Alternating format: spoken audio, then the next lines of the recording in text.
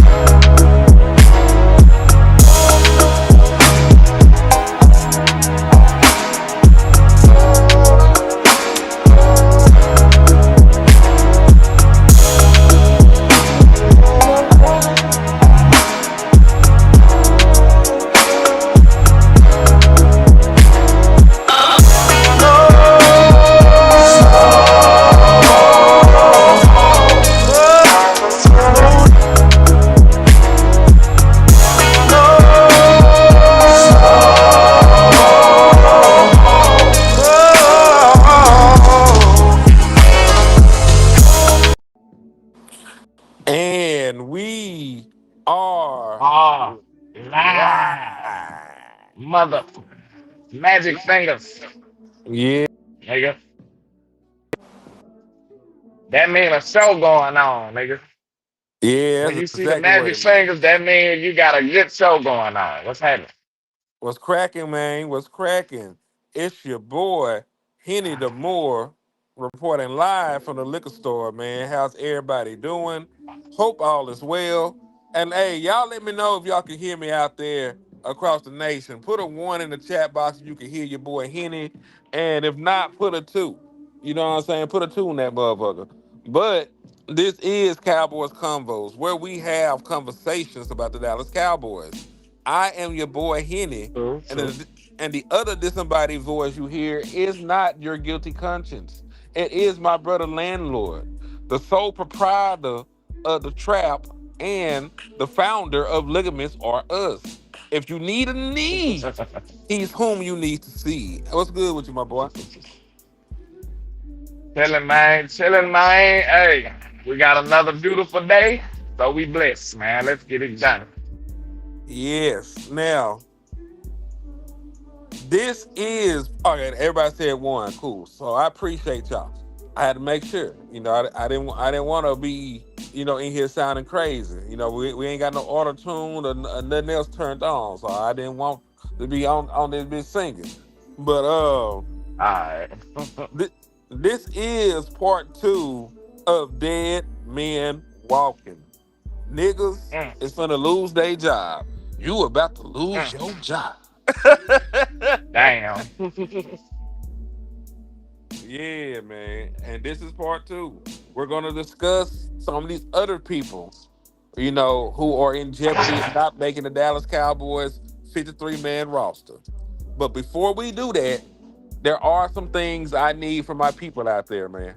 There are a couple things we need your help with a few things, man.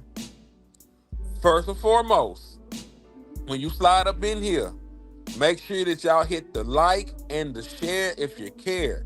You hit the like for the algorithm so it don't knock us off for a rhythm. And you hit the share so you can invite people in to consume the content with us, man. So make sure you don't do nothing else. You hit the like and you hit the share. It goes a long way in helping your independent content creators, man. Also, after you hit the like and the share, because it's always fuck the Eagles. But Right. go ahead and slap the shit out of an Eagles fan, man, like my boy Will talking about. He said, "Good morning. Fuck them Eagles, man. Fuck the Eagles." Make sure y'all slap the shit out of the Eagles fan for us, man. They flying around this bitch spreading herpes, gonorrhea, chlamydia, and all the others, man. If there's an to be spread, they gonna do it. So y'all make sure y'all do y'all public service. It's your public duty to slap an Eagles fan at this point, man. And salute to Angie in the building, saying good morning to everybody. She said, "Good morning, Henny. Today is Pretty Ricky versus B2K. Your wife might bless you tonight." Hey, I'm gonna get blessed in it. We be hunching. Wow. we be Y'all done, per- hunching. y'all done perverted the show already. That's sad. I'm just It's too saying. early for that. Hey, Ricky ain't gotta be pretty, man. It could have been ugly Ricky, and we were gonna bump uglies, nigga. What you talking about? That nigga but said ugly Ricky. That's crazy. yeah, salute to my people in the chat box, though, man. But yeah, we gonna talk about some of these folks and if they're gonna keep their jobs in the 2026 season. Also, I'll be remiss. I'm on my shoddy shit. I would be remiss because he always say that if I didn't mention that landlord is going to Oxnard and he needs your assistance to get there. Hit his cash app. Now I still, am accepting super chats and stuff. But hit landlord cash app. His cash app is $landlord 723, and we're gonna help him get to Oxnard so we can get the content, man. Now he's going Absolutely. to go. He's going to go, but y'all help the man. Like gas is expensive, travel is expensive. They charge people to go to Oxnard sometimes, man. Like it might be a day where you gotta pay the fee, So like shit, make sure that y'all accommodate landlord, on his task and his journey. And I'm just gonna put both of the cash apps up here, so you can support us. Because I'll be going to Frisco, he'll be going to Oxnard. We will have all our bases covered this off season in bringing y'all Dallas Cowboys content.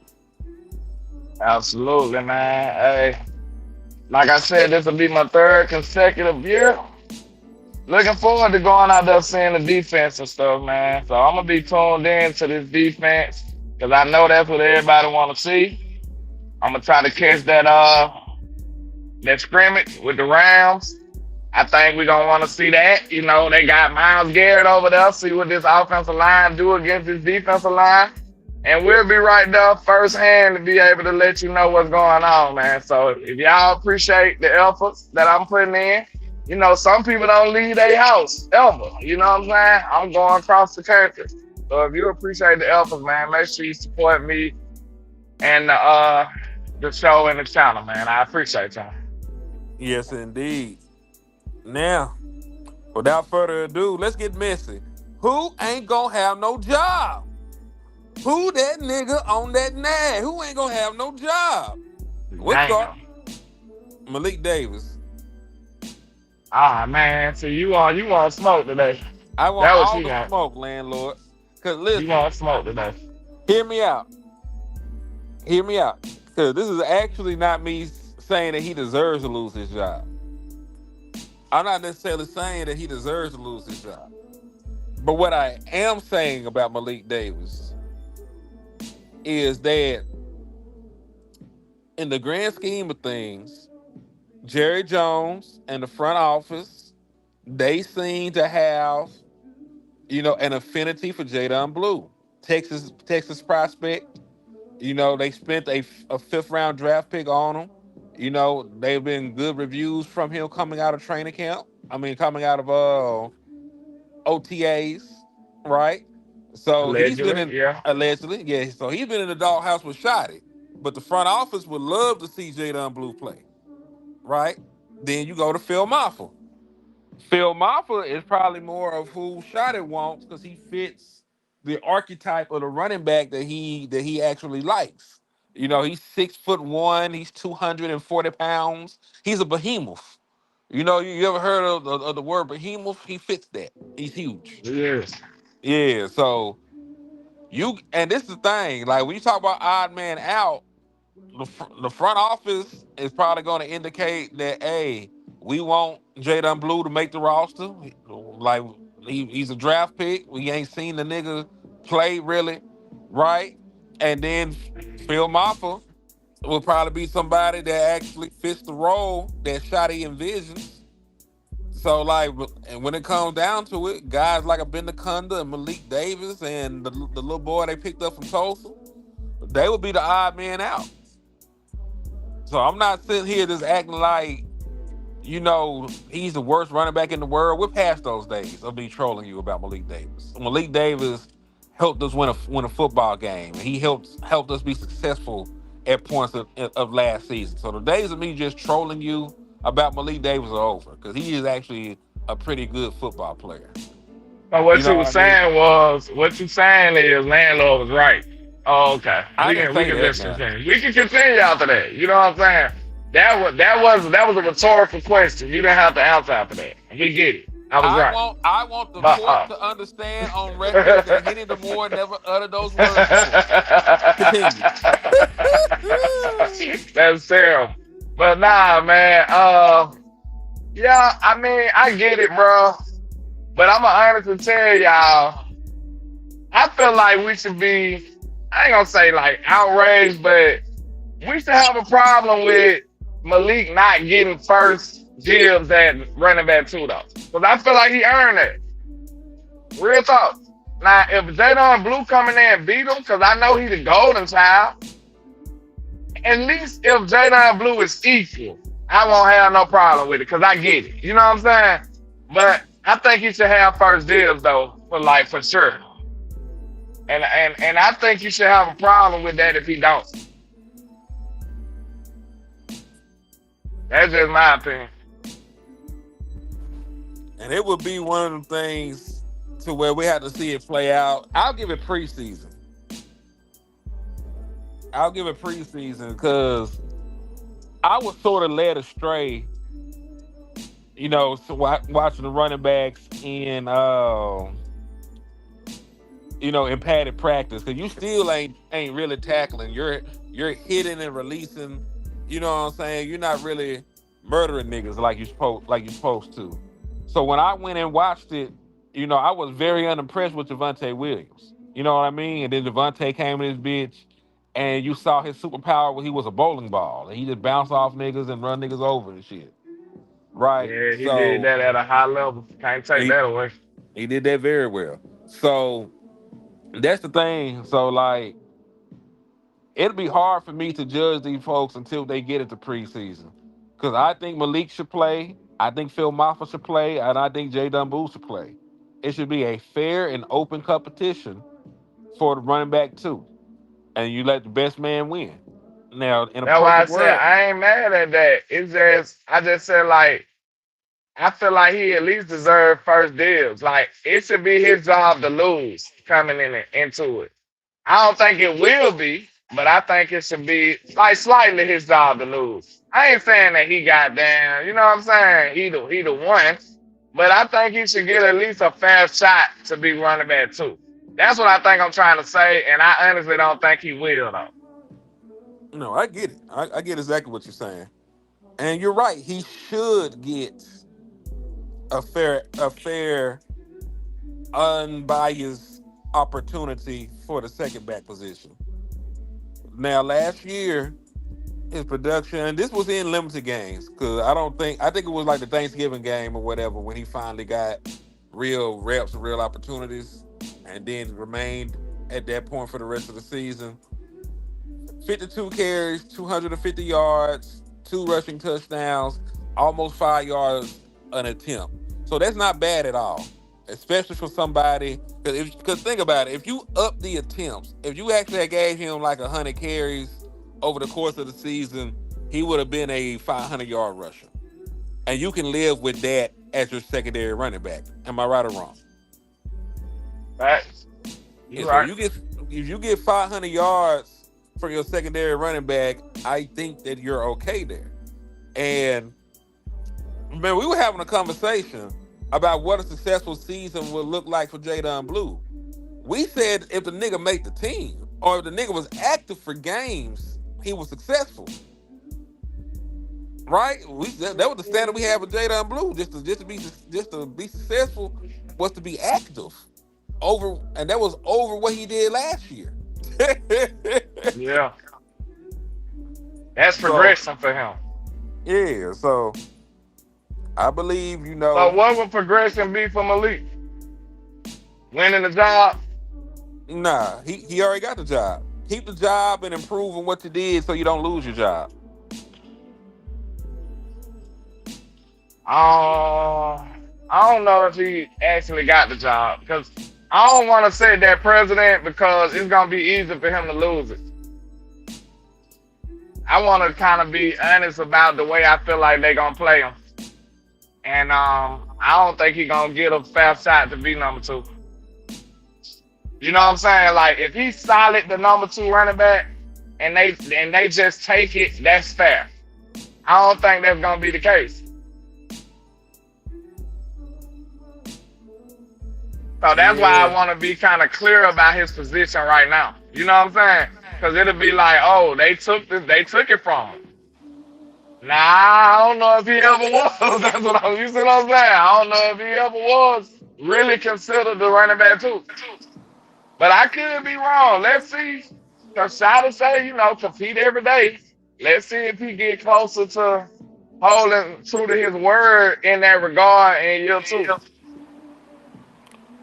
yeah.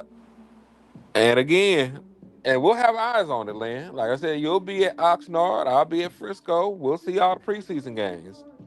We'll have a decent understanding. And maybe that's also one of the reasons why I was down on Javante, because they didn't play Javante in the preseason. They bubble wrapped him. They were smart as hell. I give Shada all the credit in the world for that because he surprised me. I ain't know. It was hard for me to say what he was because we knew out of North Carolina he was a hooper, but he had injuries and then he went to Denver and had injuries. So it was kind of hard to pinpoint what he was. But hey, they saw it and they trusted it and it worked out. So that's what's up. Shada did his thing with that one.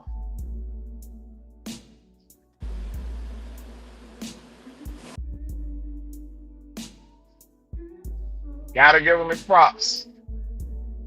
He made sure he took his props too. Shit, Shada said, "Nigga, that was me." He, hey, came up, that's all me. Stayed down, that's all me for real. But look, God forbid he have a bad season this year. Then what we gonna say? Hey, he said, hey man, he said I saw that shit last year. I didn't say the nigga gonna stay like that. Not every year, nigga. I just saw that year, nigga. That shit crazy. But yeah, that I like that shot. Called this shot. He did, and it worked out.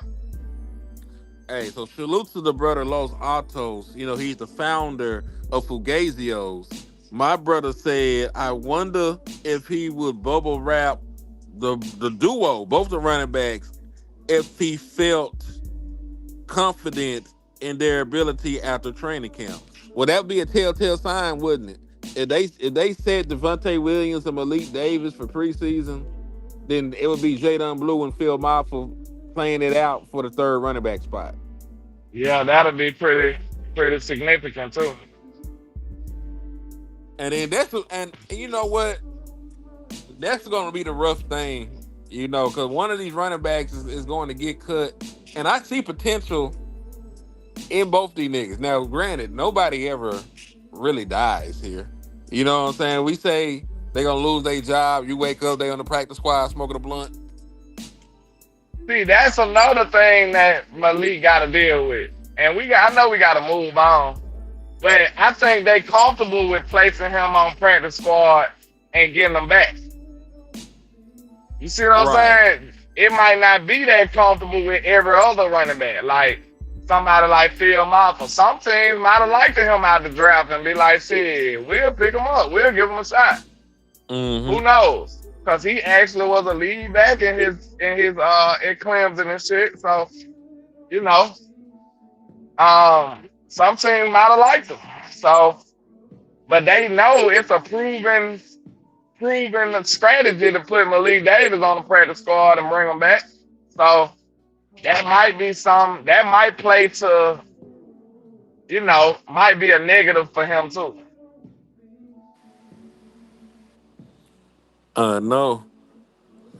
Hey, well, salute the Biz Cut. He said, "Damn, I finally caught y'all on the show." Yeah, man, we be out here just moving diabolically. It's not your fault because we just be going live at random ass times in the morning. It was just at six Yeah, some.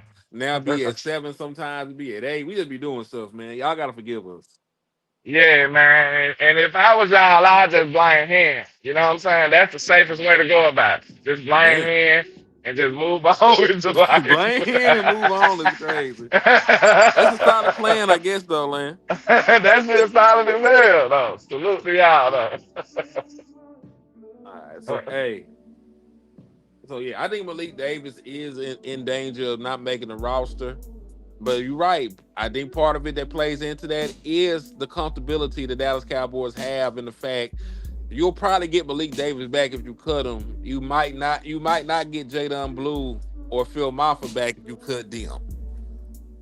So, yeah, that's a big part of their strategy. So, yeah. We'll see how it work out, though. Who's next on the list? Man, your favorite See, tight if end you in the really world. don't do that. Yeah, your favorite tight end. You cried. Hey, we were at the draft and LandLord cried. He cried. It was tears of joy. Last night I cried tears of joy. What you What know you about know that about nigga, man? Ross? What did I do to deserve this? That nigga said I Man, cried tears of joy about this nigga. That's crazy. yeah, you like he said we did it. You were jumping up and down, or you want a championship, nigga? Hey man, it's crazy. He said it's over with. We did it. All right, We finna win it all, nigga. We got what we do? Spoonmaker. But no, the actual story time, the actual events that occurred was all three of us. It was me, LandLord, and somebody that And would no him longer who be shall not be named. named. Yeah. Yeah. The three of us were in different parts of the draft getting content. They said with the whatever pick the Dallas Cowboys take Luke Schoonmaker, tight end out of Michigan. Nigga, we found each other and went live on the spot. We had an And emergency. told everybody that was a terrible pick. Then and there. Yes. And listen, you know what's crazy? We told people on draft night that draft pick made no sense, and they told us we were negative, and that we were not giving him an opportunity and not giving him a chance. He would prove us wrong and all this other stupid shit. All You this oh just wait. yeah, you just wait. I've been waiting, fuck nigga. like hurry up and do something, man. Barbecue or mildew, man. Yeah, it just didn't never work out for old Luke, man. Real talk, like he overstayed his welcome. His ass gotta go, bro. For real. I ain't lying. Cause he's stopping a lot of progress. Like, even though I'm mad at Jake Ferguson, you should be even more mad at Luke though. Cause he taking up a roster spot and he ain't doing nothing. At least Jake Ferguson doing slightly more than nothing. You know what I'm saying? This nigga ain't Yeah. doing nothing. Like he just taking up space. Like he gotta go. In my opinion. Fuck that. I'd take an undrafted dude and give him a shot. I'd give Brevin Spann all his snaps Yeah, opposed to Brevin and just letting him Trig. sit here. Yeah. Yeah, Brevin and Trig is who I'm giving his reps to. He only had 14 catches for 132 yards. He didn't score a touchdown. So I don't know what I'm supposed to do with that, LandLord. What can you do with that? You good with that, Land? You happy?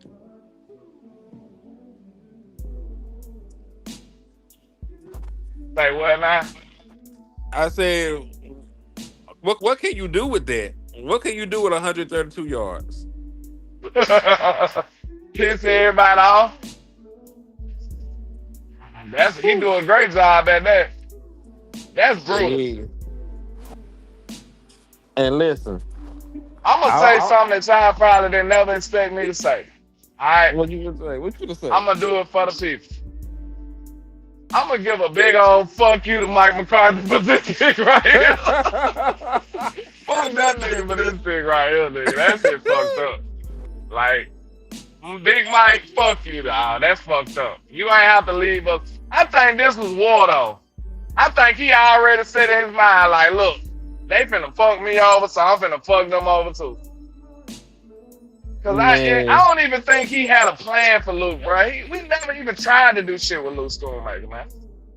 He just wanted to get back at the Jones. Real talk. I think this was an act of war. Like real shit. but you know that's the fucked up part about it though, because if he had got the right tight end, he might have still been here. Because Sam Laporta was Now, crazy. if they would have gave him his guard, he might have still been here. Shit. They picked Margin Smith. He didn't want that nigga. I remember. He wanted Bergeron. I don't know how he doing right now, to be honest, but if he's still playing on the team and starting on the same team, he did better than Margin Smith. And I'll say this though. The reason I said that is you would have had two dynamic tight ends then, because Jake before the injury was cool, and then Sam Laporta is Sam fucking Laporta. You know what I Yeah, mean? but nobody didn't really see Sam Laporta being like that, did we? He was one of tight. He was a higher prospect than fucking Luke Schoonmaker. I'm with you on that, but I'm talking about like, did the NFL scene view him as this dynamic tight end that he became, or was it kind of like a little shocking? It's not super shocking because he would have been in the first round if they knew he was that good. They knew he was a good pass catcher and shit like that. You know what I mean? So it's not surprising that he's a good nigga at that, but his consistency is what's probably surprising people. Oh, okay.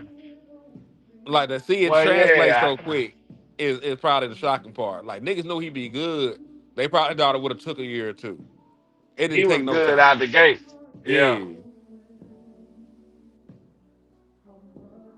And we was almost at the point. I can't speak for y'all, but I was happy that we didn't select the tight end in the first round. I was until we I yeah, wasn't even tripping off of Myers Smith. I was like, shit, at least we didn't get one of them tight ends. I was wrong on that one. me too. 'Cause remember, you know, Boston they won't hear none of that shit. Yeah, he don't even believe in tight ends in the first round. Yeah, they don't have a great track record for the most part. Now, granted, these two last year were amazing. Tyler Warren came out that bitch and had 800 something yards, made a Pro Bowl. Loveland went out that bitch and went crazy. So the two niggas that got drafted in the first round this year sort of bucked that trend. We know that Brock Bowers has bucked that trend. It's moving towards where now there are more examples of good tight ends in the first round coming in and having a good impact. Now, granted, a first round wide receiver still does more. And you talk about value, like them niggas usually 1,000-yard niggas. So if you talk about the grand scheme, bang for your buck shit, you still probably want to take a wide receiver in the first round. But, you know, there are tight ends coming in and being guys top of their position at the first round now. More pro ready than they ever was in the Yeah. recent memories. Yeah. Yeah. There's caveats to it, but yeah, like it's becoming a safer bet. And you know, that was not Luke Schoonmaker and his little Well, 132 that's yards. that's good data for us because I think we're gonna be in the market for one real soon. Especially if Jay Ferguson don't look like himself again. Well, I'll tell you what, Oregon got another one. Them motherfuckers a factory over there, ain't They just be pushing them out.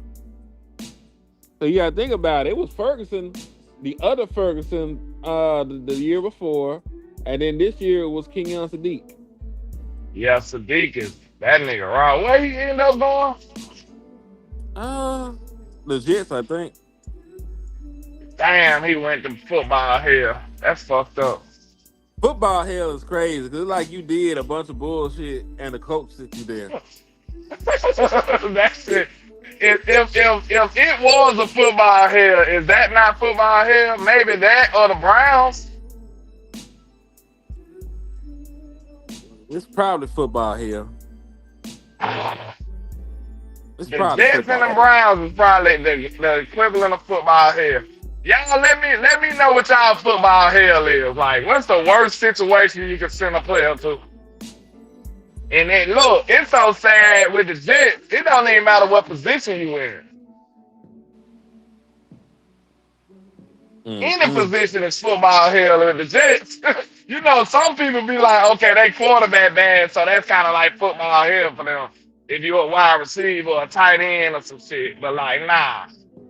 Or if you're a running back and all the quarterback want to do is run, like that might be his football hell. Any position is football hell for the Jets. Look at the players they just got rid of. They superstar players. And it still was football hell. Quinn Williams, Sauce Gardner, nobody cared about them niggas because they was in football hell. Yeah, at least Sauce got paid though. You get paid in Quinn New York. did too, but I'm talking about Actually, like success on the football respect, field. yeah, respect and like success as players like that.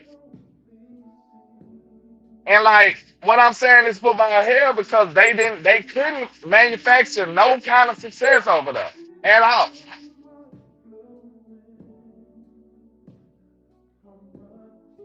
So like, and one more thing, the reason I say it's football hell because no matter how much talent you put over there, they still gonna fail. Like that's football hell. I agree. You know I agree with that. Like we know them niggas was sorry as hell. He said Commanders is football hell. Cardinals, them niggas be having some names. They The have some shit Cardinals ready. is kind of football hellish. They football hellish, yeah. I wouldn't say Washington because they got a quarterback and they got Dan Quinn. I think they kind of bucking that trend right now. I think they'll be alright in a few years. But Yeah, the Dolphins right now, they done the gutted their Dolphins team. might be, yeah, that might be football hell too. Shout out to Jalen Tolbert, man. Damn. At least the homie get to be on South Beach, man. Yeah, true, true, true. You know what be the most crazy thing before we segue and go back to talk about our shit? What if Jalen Tolbert go out that bitch and had like 1,200 yards? That should have been the craziest shit ever. I'd be mad as What fuck. a bad quarterback. But like, nah, I still wouldn't be mad because I still feel like Floyd know it better. I still feel like I'm confident in saying he better than Jalen Tolbert. Though. No I lie. am too. So I wouldn't be jealous. I'd be actually happy for the man.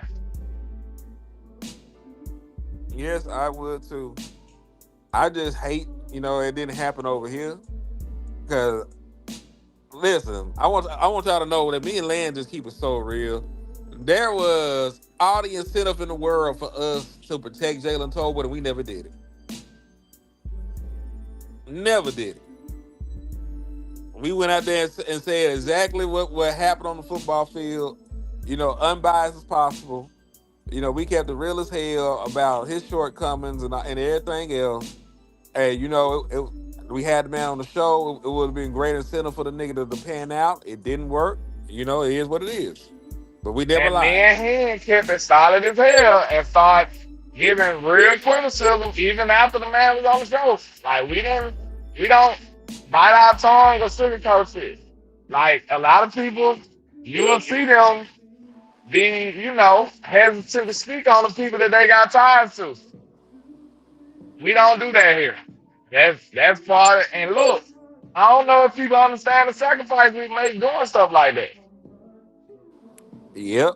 Like, Cause and we we do that for y'all. Like real time, we can be up here lying and sugarcoating and beating around the bush when it comes to people that we can build relationships with, but we value keeping it authentic and real with y'all more than those relationships. That's the honest to God too.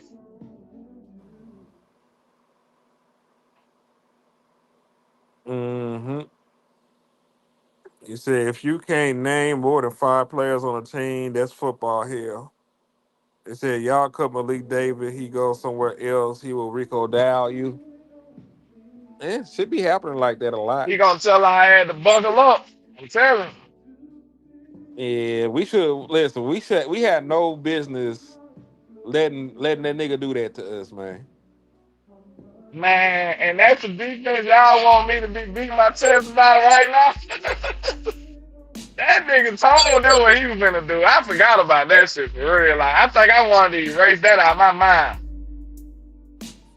But That see, nigga, he real life punked us, bro. Real talk. It ain't no other way to describe it. Unless you want to go worse. Like he punked us out, man. well, that's the beautiful thing about it. This ain't the same defense. For thank Almighty God. Thank Almighty God, this ain't the same defense. I'm just saying, The Cowboys defense last year was football. it was football here. Now, you know who else is in football hell right now on our team? Who that? Shit, the homie Sam Williams. Sam Williams. I think Maris is in football here more than him. Now we already talked about Maris yesterday, so I feel like Maris is in super hell. He's in the hell below hell. Like he's in the hell where you try to call the devil, but he got your number blocked. So God remember that he sent you on down there with him. It's so crazy that you in hell, but you don't even get to see the devil. You so far in hell, like he gotta check the roll. He gotta check the roll call to see if you see it there. Like he don't even get to see him. You so deep in hell. That's terrible. Yeah, like he up underneath there. I got him in the basement of the house. Like damn. Crazy as hell. But nah, man, we got the brother Sam Williams on here, man, and this is the thing. The real question is, how many outside linebackers do you carry? And that's when the shit gets sort of shaky for both Sam and Morris, because they just signed a nigga to a 2-year deal. They just gave Charles Snowden 2 years. I'm pretty sure Charles Snowden makes the roster. And if you're fighting for what have you done for me lately, I'm not sitting here acting like Charles Snowden is Baby Von Miller, but he did have 3 sacks and a turnover. This nigga had 1 sack and a turnover, right? Then you just go down the list of the outside linebackers that you currently have. Rashawn Gary's making the team. Donovan Izaraku is making the team. Malachi Lawrence is making the team. I have no doubts in my mind, that James Houston makes the team. And then you also have the tweener guys like Barham that they may count to the number, because I know he makes the team. He's a 3rd-round pick. They gonna count Overton as a defensive tackle, so that's clearing him. So that we're already at 5. Right, we're already at 5 guys, and I think, like I said, I think that's Charles Snowden makes it. So we're at 6. You know what it is with me, bro? Like, I ain't gonna lie. I look at Sam. Y'all know I'm bullish on Sam, and it's not because of the person he is. It's really because of the talent. Like, I do feel like he's a very talented player, and I be feeling like talent is gonna eventually shine through. But sometimes it don't. You know what I'm saying? Like, sometimes it just don't. You know what I'm saying? Like, if you look at his measurables and all that shit, Sam looks like a great player on paper. Correct. But it just ain't panning out for him. So it could be some above the net. I don't know. But I want y'all to understand, like I said this before, a player like Sam Williams, before you get too excited about draft players, if you put Sam Williams in front of the world running those same drills, that nigga look like a world beater. Real talk. he'll look phenomenal in every drill that he can do far as being a defensive end. So, like, that's why I still feel like it's possible for that talent to shine through. Will it? It has yet to be seen, so I don't know. I'm starting to doubt that it will more and more as the days go by. So, I don't know, man. Yeah, I have no idea what will become of young Sam, but you didn't say nothing wrong. Because he has all the talent in the world, has a great athletic profile, ran a 4.4, had double-digit sacks in the SEC, right? So, like, coming out, like, he was an amazing prospect. Like, we felt we did the big one when we got this nigga. Yep. So I have. And what was our 2022 pick? Did we go like Tyler Smith and then Sam Williams? I thought we had a very good. I'm not gonna lie. I hated Tyler Smith coming out because of all the penalties and shit. But then they moved him to the guard. Yeah. You remember I liked the Tyler Smith. I said he was gonna be good. Well, I'm glad they had a vision for the nigga. Cause I still don't. Like, no, for real. I honestly God did. I remember when I seen his mindset and his film, I said, oh yeah, he's gonna be good. Cause I wasn't tripping about the penalties he did because they was aggressive ass penalties. It wasn't like he was just holding people. It was like he was just destroying people, and they was like, oh, that's a flag. It's like he was whooping ass so bad that it looked bad. A lot of them penalties, that's what it was with Tyler Smith at Tulsa. No cap. And he was on the outside, so it made it look obvious, like, oh my God, what is he doing? You know what I'm saying? Like, he was just whooping ass. That's why when I seen they moved him to guard, I'm like, oh, he gonna be more covered up, and then aggressiveness is applauded at guard. I'm like, oh, he gonna be good. Yeah, I was talking about the initial pick. They didn't say he was gonna be a guard when we first got the nigga. Yeah, true. And then when they but did like I play said, the nigga, I still felt good about it because I seen what the penalties look like. But go ahead. Yeah, and then when he did play tackle the first game, he got the quarterback hand broke. Fact. Yeah, and he was a rookie then, though, right? Yeah, he was a rookie. Yeah. They hurried up and put whatchamacallit over there. That's old man Jason Peters. But boy, they were whooping ass. When they put Jason Peters and that nigga on the same side of the field, boy, they were over there killing niggas. They were over there catching bodies. I'm like, okay. I'm talking about smacking shit. Two big ass niggas on the move. Like, oh my God. I felt that you be feeling shit in your bones and shit. Like, damn. I start rubbing my knees, nigga. I'm like, oh. That looked like it hurt. They folded this nigga. You ever seen the man nigga hit the scorpion pose, nigga? Nigga feet touching his back, nigga. Yeah, but no, I think Sam. I didn't think it's a long shot for Sam. He has no sponsors. The production wasn't there last year, and I know he was coming off an injury. I'm just talking about his role to get on the roster. They're deep in that position. They got young niggas at the position. He gonna have to go out this bitch and be phenomenal. I honestly feel like he can take somebody's position. He? Stay tuned to the next episode of Dragon Ball Z. Oh, Jesus. Because listen, the talent is there that he might surprise some folks and do exactly that.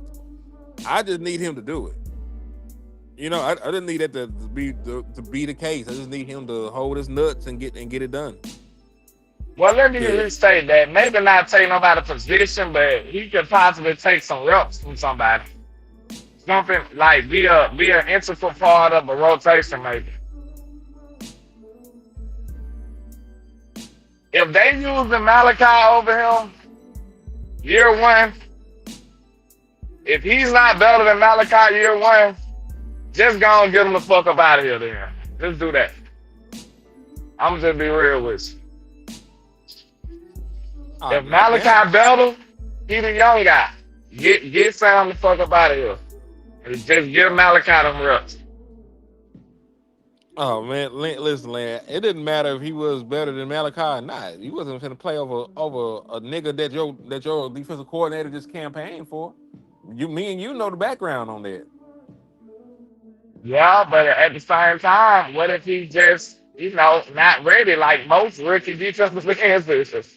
I don't expect him to be a world beater year one. Yeah, but he wasn't going to. He already wasn't going to start.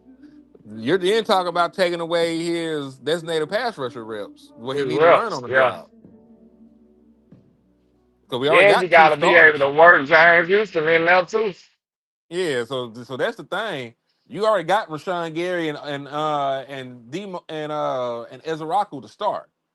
When you talk about Malachi Lawrence, you're bringing Malachi Lawrence in a package to where you're either blitzing or it's an obvious pass rushing situation to get him on the field and get him acclimated to the game, to use his skill set. Because I think he'll struggle against the run year one, but he'll be okay. He'll be an okay pass rusher year one.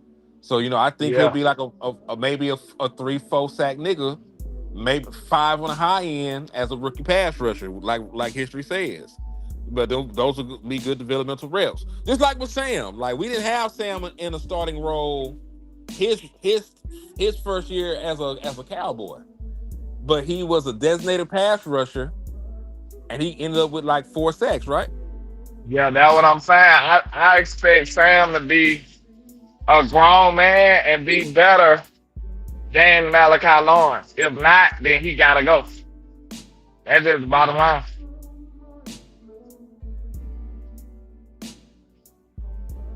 Hmm. Now I do have a question for you. I ain't Go talking about ahead. nothing else. Just rushing the passer. This in terms of nigga rushing the quarterback and getting sacks. Who are you taking? You taking Sam or are you taking James Houston? James all day.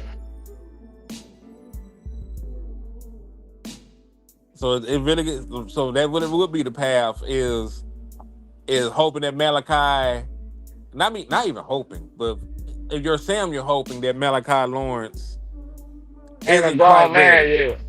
Yeah. Yeah, and then you're gonna have to hope that that even matters in the grand scheme of things. Yeah, when you put it that way, it's looking a little grim. But like, I would think, you know how they be doing the rookies. The pathway for Sam is this. And it's short lived. Because they even did Tyler Booker like that in the first beginning account. Where they gave the veteran, an unknown veteran, I don't even remember who the fuck it was. That lets you Nigga that know got how hurt. gimmicky it is. Who? It's a nigga that had got hurt. I think it was Robert Jones. Okay, but they put him in place because he was a veteran and made the rookie earn it. If Sam can get that type of situation going and actually show that he's worthy, maybe you can get them to split those reps. It's possible. But like you said, it's highly unlikely. But like I think Christian Parker seen something in Sam though, bro. I don't think they would have signed him back. Real talk. Like it ain't no reason to sign him back at all. You got a new defensive regime coming in here. I think Christian Parker said, man, with the right coaching, you might be able to get what you thought you can get out of Sam. I They say, could have easily let him go. yeah, they could have easily let him go. They weren't tied to the man. They turned around and gave him $3 million. But like you said, that don't keep you on the team though. That's not enough money. So Nowhere close. so Shit, he nigga. still gotta make it. I wish a nigga throw $3 million at me. He shut me the fuck up. Facts. I was like, hey man, I'll sit on that bitch and clap. I'll be a good ass teammate, nigga. You ain't gotta play me. Like, A yeah, backup man. quarterback is the best job ever, nigga, until you Ever. have to play. And then the whole fan base love you. The teammates love you too. You Eli know, Manning backup. Oh my God. Eli was an Iron Man too. That nigga even missed no games. All you had to do That's was what made chill. me say Eli Manning. You That nigga don't, and you Brett. ain't never have to play. That nigga and Brett Favre. I think Brett Favre had the other Iron Man streak. And you know, You ain't Brett never Favre have to play, nigga. That's crazy. and Brett Favre be finessing, so he could have got you, some scam money on the side too. He over there stealing money and shit. And playing quarterback. Crazy. Flashing hoes. Like Brett Favre was on some other shit, man. That nigga was doing He's some stealing from the poor. I'm thinking you already rich. He the opposite of Robin Hood, nigga. Yeah. I steal from the poor and give to the rich, nigga. He just robbing hoods, nigga. He robbing hoods. That's what he doing. He ain't robbing hood. That nigga robbing the hood. That's what he doing. That's a Jay-Z That's bar, nigga. Straight up, that nigga robbing the hood. That's wild. He ain't robbing the hood. He robbing the hood. He up to no good. This nigga robbing the hood. This nigga stealing from charity. Like I don't think that was loud enough either, but that's a story for another day. It's all good. And I love Brett too. I can't lie. I swear I used to love that Brett nigga Favre. too. That's why I used to fucking love Brett Favre, bro. But like, right is right, wrong is wrong, man. That nigga, he deserved to be held accountable for that shit. And I feel like they kind of swept that under the rug. Listen, I understand that, landlord, but you gotta understand this. That nigga won 4 MVPs, man. That nigga, let the nigga steal, bro. Chill. That was that nigga, bro. I ain't gonna hold you. I ain't gonna lie, bro. I used to love Brett Favre. That was one of my favorite quarterbacks, bro. The Dallas Cowboys, I fuck with Brett. That's why I like the Romo so much. He had the right like fucker in him. Yeah, like that's why I like the Romo so much. That nigga was just like him. Just not as good, of course. Yeah, of course, but you put the ball in play, you see what happens. A lot of times some amazing things happen, and then sometimes you throw some of the most backbreaking interceptions the world ever seen. Like the definition of a gunslinger, Brett Favre should be, his face should be right there. It should be him and an actual cowboy nigga with 2 pistols. Straight up, that's he the prototypical gunslinger when I think about him. All right, we got a couple more people, before we move along. So, offense or defense? I'm gonna give you the choice. We got a couple more people. You want to go do an offensive guy? You want to do a defensive guy? Let's go offense. Mr. Mingo. Ah, damn, Mingo. At this Bingo. point, I'm gonna say this, cause then you just put emphasis on it. We might need to stay away from Ole Miss guys. I don't know what it is. Like they just don't work for us. Man. Ole Miss guys don't work out for the Cowboys. Cause that's Sam and Mingo right back to back.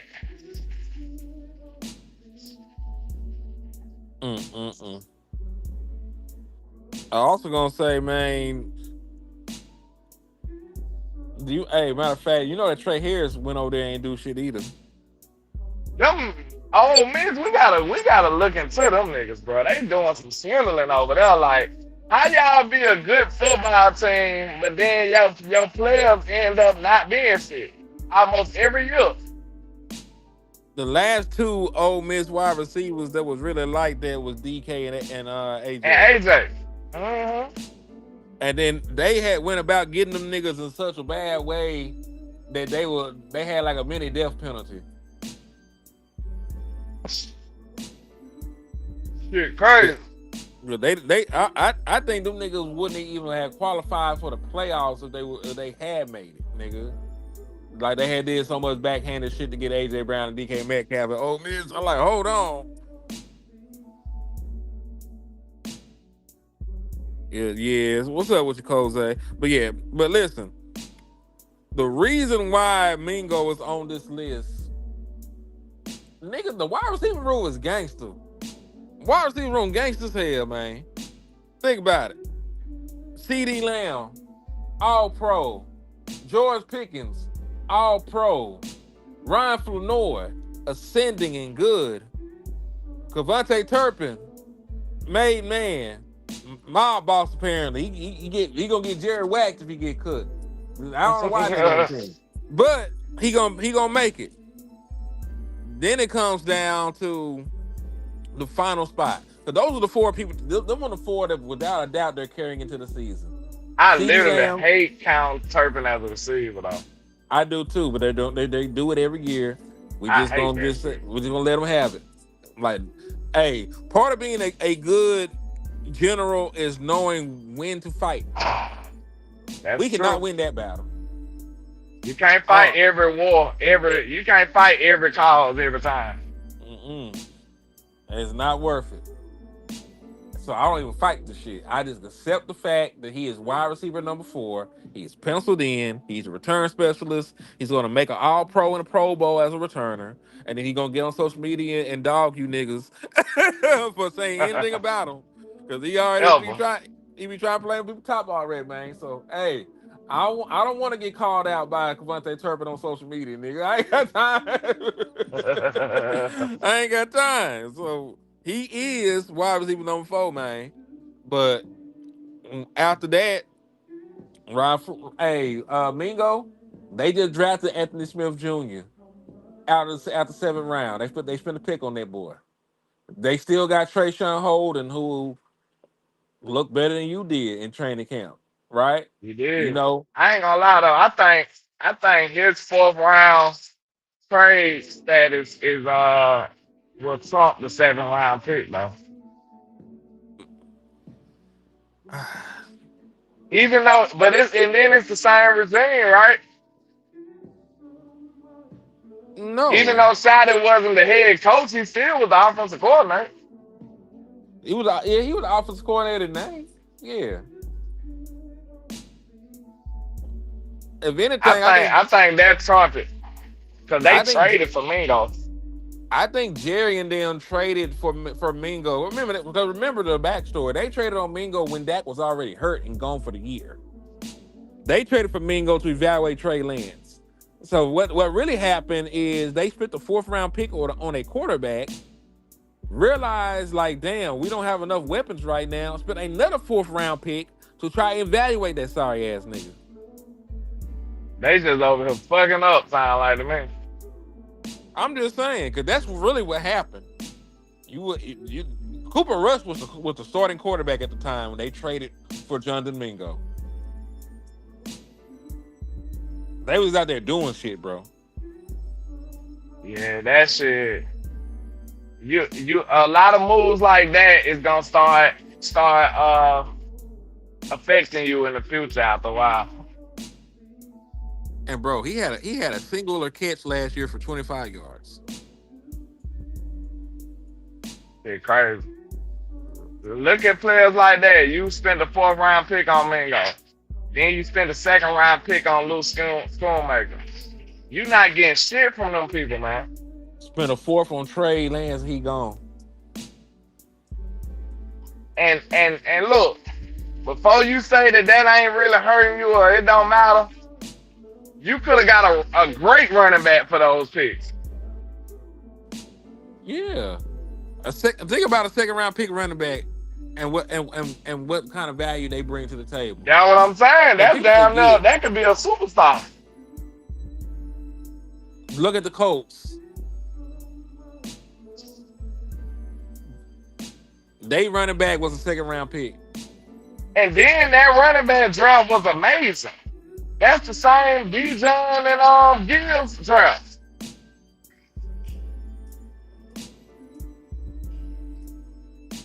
That's that same draft that Schoonmaker came out of. Yep. Yes, it was. So yeah, we definitely could have used. Listen, we said a wide receiver 2, not a wide receiver 6. Right. They traded for a nigga. That his own team gave up on him before his second year was over with. And you act like that wasn't a red flag. The niggas that drafted him gave up on him in a year and a half. Carolina finally got a good wide receiver. It's like they can't evaluate wide receiver talent over there. Like they suck at it. Cause Leggett didn't turn into shit. Now they got my boy though, and he did good, but still, like, I don't think Who, they know what Ted? the hell they doing over there. Yeah, Tech gonna be Well, dope. they paid Coker too. They got Ted and Coker, and then they got a decent tight end. Leggett didn't do shit though. Nah, Leggett ain't shit. But listen, I think we had liked him Leggett coming out. He would have swindled a lot of people because of the physical profile. He was big and fast Yeah, and had production. I told you sometimes we be forgetting them attributes ain't got shit to do with football. Think about it. You can see a tall nigga working at Subway, man. Like what the fuck? I mean, we do see tall niggas You know working at what I'm saying? Subway. Like that.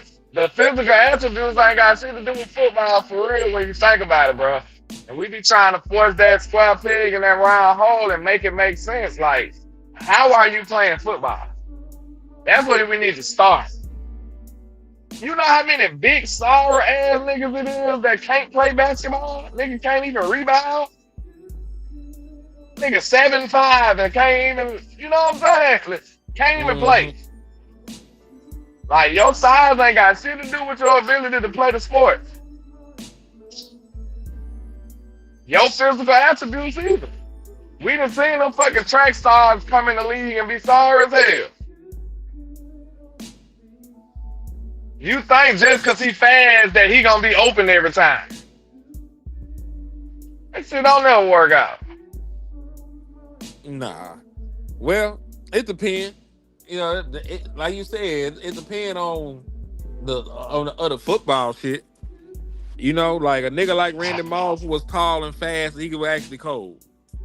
You talking about football players, man. I'm talking more about the experimental shit where they like, oh, he big and fast, let's put him on the football field. Now, there's another nigga like that, and we're gonna know if he can learn to play football this year. He didn't do bad last year, but you remember Nick Harbor? Big ass, fast ass wide receiver for South Carolina. What about him? He's like that. He was a track star that they trying to turn into a football player. There's been some early returns on investment, but like you said, he got to learn how to play football. Yeah, the thing about it is, even though you might be able to pinpoint some people who doing something similar, it still don't make the exception the rule. You know what I'm saying? Like, it's gonna be for every nigga who do that, it's probably 100 niggas who can't. You see what I'm saying? So yeah, so it don't. That shit almost like statistically insignificant at that point. If it's one for every 100, he's an anomaly. Hey, it just mean you got a 1% chance, man. Like niggas be gambling. You ain't finna gamble on a 1% chance, my nigga. Hey, nigga, we play the lottery. We play on a percent of a percent, nigga. Is that really gambling though? Is the lottery really gambling? Well, yes, by the definition. Man, get the fuck out of here. You paid $1, $9 You paid $1. It's crazy. for the chance to win $8 million. Like, that is not a gamble, sir. That is not a gamble. Sir. Yeah, don't come to me with no fucking semantics, bro. That is not a gamble. You talk about a gambit at that point, then, nigga. You saying it because technically you can say it's gambling, but that is not fucking gambling, bro. You lose $1 and nigga, you might drop $1 and keep walking. Don't play with me, man. That's not a gamble. How rich you not risking shit. Hold on, fuck that. We ain't gonna let breeze by that, landlord. How rich you niggas be out here dropping dollars? The fuck is wrong with y'all niggas? I'm saying, man. I'm saying, if you lost $1 on a trip while you was on vacation, would it ruin your vacation? How broke am I? That's my point. No, it would not. Your ass wouldn't be on vacation if you was that, bro. I tell you that. What if I went with somebody? What if everybody See, else he paid? ain't gonna want to play devil's advocate, nigga. That is not a What? gamble, sir. I'm sorry. That is What if not a I was the fucking brokest gamble. nigga on the trip, landlord? Anybody in the world that got a job can afford to lose $1, bro. I don't even give a fuck what you make. You can lose $1. So technically, you can say it's a gamble, but that's not a fucking gamble, sir. I'm sorry. I know what you mean, man. I'm just being funny, but still, it's still I funny know as hell. you being a jerk right now. It's terrible. He's being a jerk is crazy. That nigga crazy. That nigga gonna hit me with the technical Webster's dictionary. Goddamn mean and like, nah, nigga, hell nah. That's you not risking shit. That is not a gamble. Landlord, you remember what the hell we said about extremes, nigga, about going from serial killers to motherfucking preachers? Yeah, Like, that's nigga, you. cause how we go from from that to that? There had to be a middle ground somewhere. So you make it That's seem all like a I'm nigga. You make it seem like a nigga gotta bet they soul for that shit to count, nigga. saying. You gotta bet something that would hurt to lose, man. Just imagine you find something useless as fuck around the house, and that's what you betting. You don't give a fuck about that. I'm gonna bet this soda top. We gonna bet this.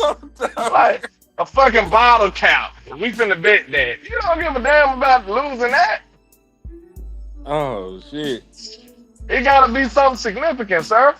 You can't just call something a bet. We gonna bet. This our bet right here. I got a bigger rock and you got a smaller rock. We finna bet that, you know what I'm saying? Whatever we bet, I get the bigger rock if I win. Like, that's not a fucking bet, sir. Hey, but I will say this. You ain't said nothing wrong. But the way that college, that football is and how it's paid to play, this NIL money and this NFL money, niggas betting with their fucking jobs and their livelihoods and shit every time they do that shit, though. Like, Yeah, I see. you fuck up a couple $1 million investment, nigga, you may not have a job. That's true. That's my only pushback, because everything else you said, I was just wilding. I can't even sit here and act like I was being serious at all. So like everything else you said, I was bullshitting, but that's I know. Oh shit. Well, yeah, I don't think Mingo ass gonna make it. I know we went. I don't see why he would either, but I'm just saying. I think a 4th round trade is more significant than a 7th round pick. That's all. Yeah, but see, this is the one thing. I think their cheapness wins out. Because if you just let Mingo go ahead and walk, you ain't even had a conversation about maybe extending the nigga and no shit like that. You know You what I'm definitely saying? ain't gonna extend no goddamn Mingo. Yeah, but I also don't think that they would get rid of a nigga that they got 4 years of 7th round pick labor on either. Like, I think they might, because what I really think is going to happen is they're going to hold out Trayshawn Holden. Mingo going to deservedly get cut, you know, and all these Rudy Poo ass wide receivers, you know, that they signed in the offseason, like Marquez Valdez-Scanlon and all these other guys, I think them niggas get cut. Now, some of them niggas gonna make it back to the practice squad, but I think, because this is who I think is gonna be our 5 wide receivers. I'm gonna do 2. I'm gonna tell you who should be our 5 and who is going to be our 5. Our 5, well, matter of fact, yeah, our 5 should be CeeDee Lamb, George Pickens, Ryan Flournoy. I don't know about CD being on there, bro. I don't know if he gonna make the team this year. This man's so damn crazy. But no, that should be CD, George, Ryan Flournoy. Then you go Trayshawn Holden and Anthony Smith Jr. What's going to happen? Because they count, Turpin Person. in the number. It's going to be CD Lamb, George Pickens, Ryan Flournoy, Cavante Turpin, and then Anthony Smith Jr. It gotta feel good for Flo to already be getting called the third wide receiver. Fucking I'm amazing. happy for him though, cause he earned that last year. My nigga said cut Hunter Lukey too. If you ain't gonna use him, you might as well. And that's my only thing. I think he could play. I just don't think I they do too. utilize the nigga. I literally think he better than Schoonmaker. Swear to God. I do I think too. he I think he better at being a tight end than Schoonmaker. I do too. And I can show film to prove it. That I nigga can making good catches and everything. Shit. I can show you his route week 1 against the Cleveland Browns. There should have been a touchdown. That was a bad throw by my quarterback. I can show you a bunch of shit that nigga did from the tight end spot that was impressive. And not just out of the backfield for the running back and the fullback position. I'm telling you. I think But he don't. but again, to your point, and we're crunching numbers and we gotta talk about who the most effective player and who deserve playing time and shit. If you're not gonna play the nigga, then cut him. If you're not Yeah. gonna use him, then let it be. You know? But And I understand and listen, I understand how he can get lost in the shuffle when you got CD Lamb and you got George Pickens and you got, an investment at your tight end and Williams. and then you got Javonte Williams and you got Flo now that he's ascended. But I'm trying to see how he didn't get any burn. I'm trying to see how he ain't get any burn when we ain't have no weapons and we'll just CD Lamb and company. Exactly.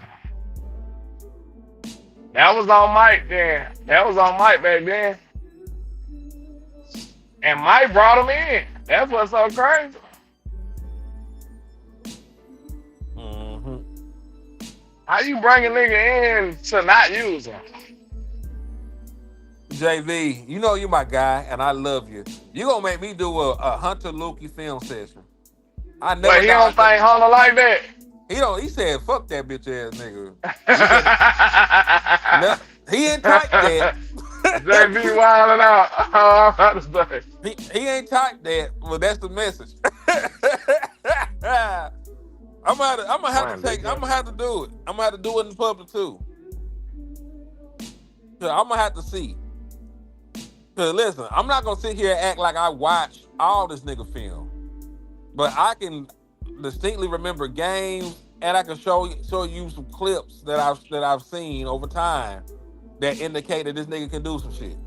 Now I'm going to probably fuck around and do that, pre-record it and drop it. You know what I mean? I have to. Now listen, that is one that I remember. That is a good critique. There was a third and one. They gave him the ball. His ass didn't get it. There was the one And at the he third and fumbled one goal where time. he fumbled. A couple years ago. Like there were some But times if he you fucked look up. at how good he was looking when that happened, it's like, damn, you don't just throw him in the upside down and never return after that, though. hmm See, we remember that year Zeke had blood on his hands the whole season. Blood on the money when I still count I think that season just got erased in Cowboy history. Was that 2020? it. It was 2020. Damn, Nothing the mattered no first year more. Mike got there, and that nigga, bro, Zeke had about 10 performers or some shit that year, right? He had I a know shit. for a fact it was a crazy ass stretch, like a couple of games, 2, 3 games in a row, where he had like 2 and 3. It was crazy. Yeah, he went crazy with the fumbles, and it got to the point where people didn't even try to tackle Zeke no more. They were just trying to rip the ball out. That's crazy that just happened for 1 year. And then the next year it was just gone. Like it never happened again. It was fine. He was back to being 1,000-yard rusher. Him and Tony Pollard went crazy. They ran for like 1,900 something yards together. Uh, so I don't know. But I will say this. I wish that, and this is totally off subject, I just wish that Zeke knees never gave out because he was having a great season, and then his knees started to fuck up on him towards the end of the season, and then the very same thing happened next year. He had like a LCL or MCL sprain or some shit like that in his knee, and it fucked him up the rest of the way. Real quick though, I ain't gonna lie. It was a tweet by Dan Rogers on Twitter that I kind of wanted to talk about, but that wasn't the subject we was on. But since What you they brought talking up about? running back, I kind of want to talk about it. Go ahead. He presented some data showing that every time we play a running back, we don't get the results we looking for, and when we go cheap, they ball out. But the context that he missed in that tweet, I feel like, in my opinion, was the Zeke in 2020 was coming off a bad year, and I feel like Zeke was down there on the downtrend then. No lie. I feel like he was already on a downward trajectory, in my opinion. Because we ran the hell out of Zeke them first 4 years, bro. Ran We to the ran the ground for fuck out 4 of Zeke, years. bro. Real talk. I think he was already trending down. And then the year that we paid Tony Pollard, the nigga was coming off of ACL injury. So them the 2 years that we paid running backs and then get the production. I think he should have added the context in there. Real Right. talk. And I agree. And I mean, you just pretty much added context what we were already talking about. So that's not even really like a segue. You just added valuable information to a conversation. Yeah, cause he showed like DeMarco Murray was cheap, Darren McFadden was cheap, and them both of them had balled out. Then rookie Zeke was cheap, you know what I'm saying? And then, they showed the 2020 Zeke, and then they went to Tony Pollard. But like, bro, Tony was coming off of ACL injury. That's their fault. Broken ankle was worse. That nigga shit was leaning. Oh, like okay, it on was a broken cold. ankle. Okay. Yeah, but still, and listen, you gotta remember that nigga broke his ankle in January, and they had a nigga starting at running back by September. That's what I'm saying. We rushed him back. I really didn't even want to let him go for real. And Tony's still in a good bag, right? Didn't he do decent this year? He been 1,000-yard back every year. With a sorry team. Just imagine Tony on this team. Now, Well, speaking you of got to sorry, worry about George Pickens and CeeDee Lamb. oh, them light boxes, he would have ate. He would have ate these Man, light Tony would have boxes went healthy. crazy, boy. But speaking of sorry, we got Marquise Bell on the docket next. Damn. Don't do Marquise like that, man. You know I'm That bullshitting, man man. sacrificed his body for the Dallas Cowboys I'm not Micah. I'm not gonna get up here and laugh that he was and playing laugh at the linebacker. man. Damn. Yeah, Don't bring that up, man. I love Marquise Bell. I was actually, true story, I was disappointed they didn't put him back at linebacker. Cause I thought you I thought found he something. probably should have got another, real talk. I would, why not tell the nigga to gain some weight? You know how Uncle they Phil told was Mozzie sick. to lose weight and tell other people to gain weight, told Osa to gain weight. Like, why y'all just don't tell the nigga to gain weight?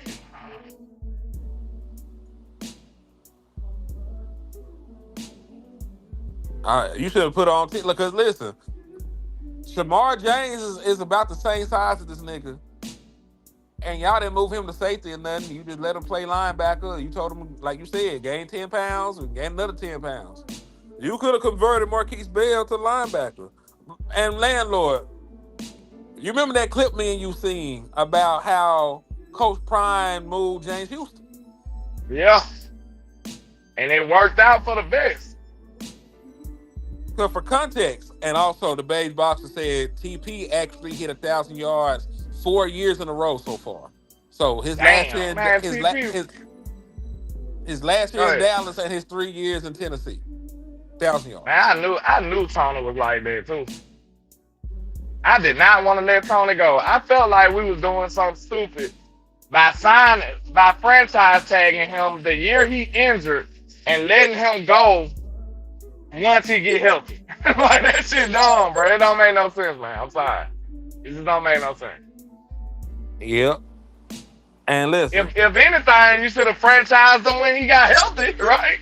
Like think about again, that. yeah, back to back franchise tags on that nigga. Like, hold on, you had 1,000 yards off that. Let's see what you do one more year. You healthy, then we'll give you a contract if if it works out. It's crazy. Yes, it is fucking wild when you really put it into perspective. But yeah, like I don't think Marquise Bell makes the roster as the safety, but I would be remiss. I'm being my shotty bag this morning. I would be remiss if I didn't, speak on how amazing he played the linebacker position for the Dallas Cowboys in the 2023 season. How he was a true playmaker. He had like 100 tackles just about. He was all over the field. He provided good coverage as a linebacker, and he wasn't scared to run up there and get his nose dirty. Try to take Just to on be honest contact. with y'all, that's what that contract was about, bro. Let's be honest. That the Cowboys, he did the Cowboys a solid, the Cowboys did him a solid. And I think he got paid a little more than he probably should have. They looked out for him. Well, you know what? Fuck it. I'm not gonna say nothing else about my nigga contract then, man. Real talk, bro. They just looked out for him. It's a Because hookup. he didn't do nothing else for what? Think about that. That wasn't even the year Marquise Bell got signed, wasn't even the year that he came off of playing linebacker. That was the year after, when he didn't do nothing.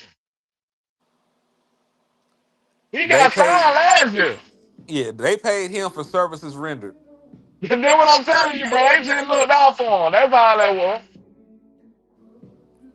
Yeah, I agree. But this thing, I still don't think he makes the roster though. Yeah, it's over now, though. Like, But there's I too many. still want to ask that question, and I want to see what people say. Why we just ain't tell that nigga the game 10, 15 pounds? I would love to interview this nigga, ask him that. Like, why was it your choice to go back to safety, or would you have been willing to make the transition to a full-time linebacker? Look, You know, Michael gained pounds when he knew he was finna have to play defensive end, remember? yep. Like most of these niggas, will go through the necessary steps to build shit, to build on and build their body in the right way. The year that my nigga Dirk had to play center, he put on 15 pounds. We didn't have a center. Why did Marquise not get awarded that opportunity? I ain't even I don't never know. heard nobody say this until I just said it. Yeah, that is a good question. Like, and you didn't play bad at linebacker. Like, He did not. You almost made a Pro Bowl. At first, it was a joke. At the start of the year, we got a DB playing linebacker. For a large amount of that season, we was like, wow, Marquise actually good. Like real talk. It died down like maybe like towards the back end of the year when he probably started weighing down. But for a large amount of that time, he was playing respectable ball. The beige boxer said, I think they paid him after he tore his shoulder off on kickoff. Damn. The way you said it make it sound like that nigga's shoulder just gone. It'll never come back. He no longer has a shoulder. It's been over with. Man, listen, hold The on. shoulderless wonder now. It's just gone. Bro, this one is killing me by Nigel. You see Nigel? What do you say? I can't read. Let me see. You gonna read Damn, that? we might as well get an OnlyFans. This thing crazy. You gonna be on that bitch like Sauce Walker, nigga. You gonna be on that bitch twerking or some shit. Hell no. Shit, you gonna be a performer. Give people your workout regimen or something, nigga. I don't know what to tell you. Lou was in the building, so we got another hour, people. Look at God. But I Damn. would have come in early. I thought y'all was getting on. I overslept. That's on me. Nigga, don't, man, hell nah. Listen, I need everybody, because we got 80 people on here. I need everybody to go like and share on Lou page. Add your channel. Okay, hold on. Let me. I'm about to come back then. Yeah, do that. Yeah, we gonna listen. Lou needs as many views as humanly possible, because he a real nigga. So y'all gonna help us run the likes and the shares and the views up on Lou. We gonna do a whole nother hour of content just off the love. Damn. This nigga, you see how he just employ niggas and don't even tell them? Oh, I'm sorry, landlord. We're gonna do a whole nother hour of content. This nigga out here holding nigga hostage and don't even give me an option. Just, nigga, we doing an hour. Like, it's I crazy. mean, nigga, if you wasn't motherfucking me on the show, you just been on the phone with me, nigga. It wouldn't even matter. Probably so. I ain't no telling. Giving away free content around this bitch. Give away free content, nigga. So yeah, we might as well. We might as well, man. So yeah, we gonna get Lou in this bitch, and we gonna do about an hour content because I can spare another hour. I can spare another hour, and we gonna make it. We gonna make it happen. Cause we Y'all still make need sure to. y'all look out, man, if y'all enjoying the content. I think me and Hen did a good job before Lou got here. And you know, adding Lou to it is gonna make it even doper. So y'all make sure y'all support, man. Hell yeah. Even if it's $1, nigga. You know, if you got $1, send $1. If you got 50 cents, send 50 cents. If you got a They free like, nah, landlord, you say you don't need no dollar. Them niggas like, yeah, landlord, remember you saying that? Like, hold on now, wait a minute. Man, Biz, we're gonna have to do something too one day, Biz. Let me know your schedule, man. We'll do a show or something. Who that? Call one of the homie Biz Cook. You know we got a Oh, he page. doing content? Yeah. That was happening. We gotta run them through a background check first, though. Oh But yeah, listen. We we gotta got do we gotta do random real nigga background checks, man. nigga gotta find. You gotta fill out an application first. We gotta know your blood type, all that. Give us a minute. We gonna get back with you, my guy. Hell yeah. We gotta figure it out. What's your favorite color, nigga? Like, I don't know. We gotta know everything. Favorite color is crazy. Like, what information you gonna learn when knowing this man's favorite color? If it ain't the right color, he weird, nigga. That's what it is. I don't know. Right color, he weird. It's crazy. Nigga gonna be like, my favorite color, violet. Yeah. Get that nigga the fuck up out of here, man. Favorite color what, nigga? Nigga, favorite color, lavender. Yeah, get him up out of here. Like, Who the Drew. fuck you think you is, nigga? Prince? Hey, that's it funny, though. Funny as a bitch. Well, yeah, man. But nah. Oh, so it really is just biscuit. Okay. That's a hood name, ain't it? But biscuits is a super hood name. You gotta tell us the origin, my guy. Like, you from the hood. You from the hood, bro. Like, that's like peanut. You know what I'm saying? Like, what? That's in the same realm. Like, If you named after a food, nigga, you probably from the you from hood, the nigga. hood. I don't give a damn if your name keeps you, nigga. You did something, nigga. Yeah. What's good, Lou? What's good? Hold on. You got your channels on here? Yep. Already, we ready to Let's go. see if Lou passed the hood test. Oh, Do shit. you know a nigga that's named after a food? Go. Like, it gonna be Like a nickname either. after a food? Peanut. Yes, I know a peanut. Yes. Okay, you cool. You good. Yeah, You good. I You know. good. You good. All right, you good.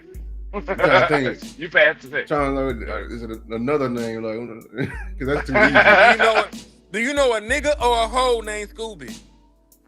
That's a fool. No, just in general. Do you know a Yeah. nigga or a hoe named Scooby? Yeah, Say that's another qualification you can meet. man. You know what I'm saying? Hold on. Oh, I got cousins and everything, man. My homeboy Yeah. got a homeboy named man, nigga. That's Pookie. Pookie. Any name that you gotta say twice, you from the hood, bro. John, you know what I'm saying? Day. Yeah. Hey, somebody hit your land. My nigga Will hit you with a 5-piece. He said, I got 5 on the land. Hey man, I appreciate you, my guy. Salute. I'm gonna be able to get like what? How many gallons of gas that is in California? Shit, not one. We might not even get a whole one, goddamn. Yeah, We yeah. working on it though. We working on it. You gotta stack them coins out there. It's You coming gotta down. start somewhere, goddamn it. Hey, we on our way. It's coming down. So, Lou, Okay. since you just now getting in, I'm gonna do my nigga solid, because he on here with his face and everything. I'm gonna make this nigga big. We were just talking about Marquise Bell, man. So, it's gonna be a 2-part question for you since you just now coming in here, man. Yeah. 1, is he gonna make the team? And 2, like Land brought up, why did they never ask him to gain like 10 to 15 pounds and keep playing linebacker? I ain't That's think cool. I heard nobody ask that, Lou. When was So the what last? you think about that? Because the last time he played linebacker was under Quinn, right? Dan Quinn? Yeah. And then you know why? Because that very next year we got Zimmer. Zimmer technically fixed the linebacker room because he brought in Kendricks, he drafted Maris, and we had Overshawn. Like the linebacker room was actually one of our strengths. That's probably Oh, why. you right. You know what I'm saying? Then Eberflus, Eberflus don't even believe in, we ain't gonna count him. We don't speak about that MF right there. He just sucked. But yeah, so Bad like at everything. Yeah. the reason why they didn't ask him because they kept, like I said, like they kept changing D coordinators, man. You keep changing philosophy. Like you didn't change what each coordinator viewed linebacker differently. You know what I'm saying? Quinn viewed it as a little hybrid. That's why he brought in what's that guy for the longest? Number 27? Neil? Not Neil. He brought him in with Neil. What's his name? He was our captain for a while too. He was pretty Curse. You know what I'm saying? Curse could play that little hybrid role too. That's why probably that was the last time we seen Donovan Wilson really thrive. Be honest with you. Because he loved that hybrid role. He loved using his, his safeties and everything like that. He's still doing that to this day. Shit, because I think he's finna get ready and use I don't think he's gonna use what's his name as a linebacker, but that's gonna be really Durante Jones, who they got from Ohio State, Tony Styles. So listen, we told you that would have been the best thing for him anyway. You gotta use that nigga like a weapon. Treat him like a weapon, yeah. But do I think he gonna make the room as a safety room? Who we got? Jalen Thompson, we got Downs, we got safeties now. You still got PJ Lott, Hooker. How many safeties did we carry last year? I think. Shit, let me go look. I don't know. I think maybe 4, 5. It's gonna be a little different on the Christian though, because he's a secondary guy. He might want to go long on safety. Is Marquise Bell his type though? Probably not. Yeah. We still got I already counted Jalen Thompson. I don't think I counted Jalen. You already counted him. Already counted him. And you still got DJ Clark. You know what I'm saying? You still got Zion Childress. I don't know. As currently constructed, like that's a TBD. I think he can make the roster if he come in, doing his job and everything like that. But because he may be, we only carry 4. Last year we went into the season with Malik Hooker, Donovan Wilson, Wanye Thomas, and Marquise Bell. How many did the Eagles carry? The Eagles carried Blankenship. They carried my guy, one out of Texas, Makuba. They carried it was another sorry ass that they had. Didn't they only carry 4 too? Let me go look. Because that's why they love the nickel position, because they can flex that nickel into the corner. Montana said, Lou, Texas firing start after Ohio State, tap that ass. We're going to beat y'all ass this year, Montana. Y'all ain't shit. What's the name? Gone now. The main nigga gone. You hear me? I said, the main nigga gone now. Carnell Tate gone. The boogeyman gone now. Hey Montana, hey, you talking to? We loaded this shit, Texas. Yeah, you can talk the shit to hear somebody else. We actually loaded this year. I'll count my blessings wisely if I was you. See, I don't know how to stuff, feel yet. They didn't have their stuff separated when I pulled it up. Also, salute to Sporting Cowboy. He hit somebody with a 9.99. I think it's Land. It's either Land or Lou. I could tell by the way it's colored. So he had hit one of y'all with a 9.99. He says, "Show love to 3 of my favorite content creators. We appreciate the support, my guy." Hey, we appreciate you, man. Whoever sound is on, it's appreciated. Hell yes. So listen, nigga. Montana, y'all, hold on. We all win, man. This nigga talking about we ain't gonna score. Y'all whole defense winning the draft. You do know that, right? Entire. He said they defense. read up, man. Man, y'all ain't read up that fast. Y'all read up fast, but y'all ain't read up that fast. Y'all always be having a little goofy year. He said they read up, nigga. They said Jeremiah Smith for 99 on the game, nigga. It's over with. I'm gonna really need to see from him because he a bigger receiver. He like a Julio type, so he better be separating this year. He gonna get knocked. So yeah, but you are right though. That's a very good reason on why. It's just 3 defensive coordinators in a 3-year span. They had that nigga in hell. I see you as a linebacker. I see you as a safety. Then the next nigga say, "I don't even see you on my team." You right. You can't build nothing like that, bro. You can't at all. And we paid him. That's what make us even more goofy. We paid him. You know, yeah, Land had a decent point. Land said they paid him for sacrificing his body to play the linebacker role for him that year. They paid him for services rendered. They did. They won because you can't name another reason to pay him. Not the year after. Yeah, he got hurt. I think somebody mentioned like he had got hurt the year before on kickoff return. Mm-hmm. He was a good special teams guy. Like when wasn't it him? Because I think he was the reason why remember that momentum turned around in the Packers game this year. Didn't he block the field goal? I don't remember who blocked it. It was either him or they look the same. All niggas look the same. No, it is another dude on there who looks similar to him. Because I remember it. I think it was like Bell. That because they blocked that field goal. So he may be somebody on special teams. You know what I'm saying? So hey. I do feel it though. I just don't see how he makes the roster, man. Because I'm sure some of these other dudes can do special team shit. They ain't got his size though. That's his thing. Like these other dudes ain't 6'3", 205. He's 6'3". I'm very light 6'3", but he's 6'3".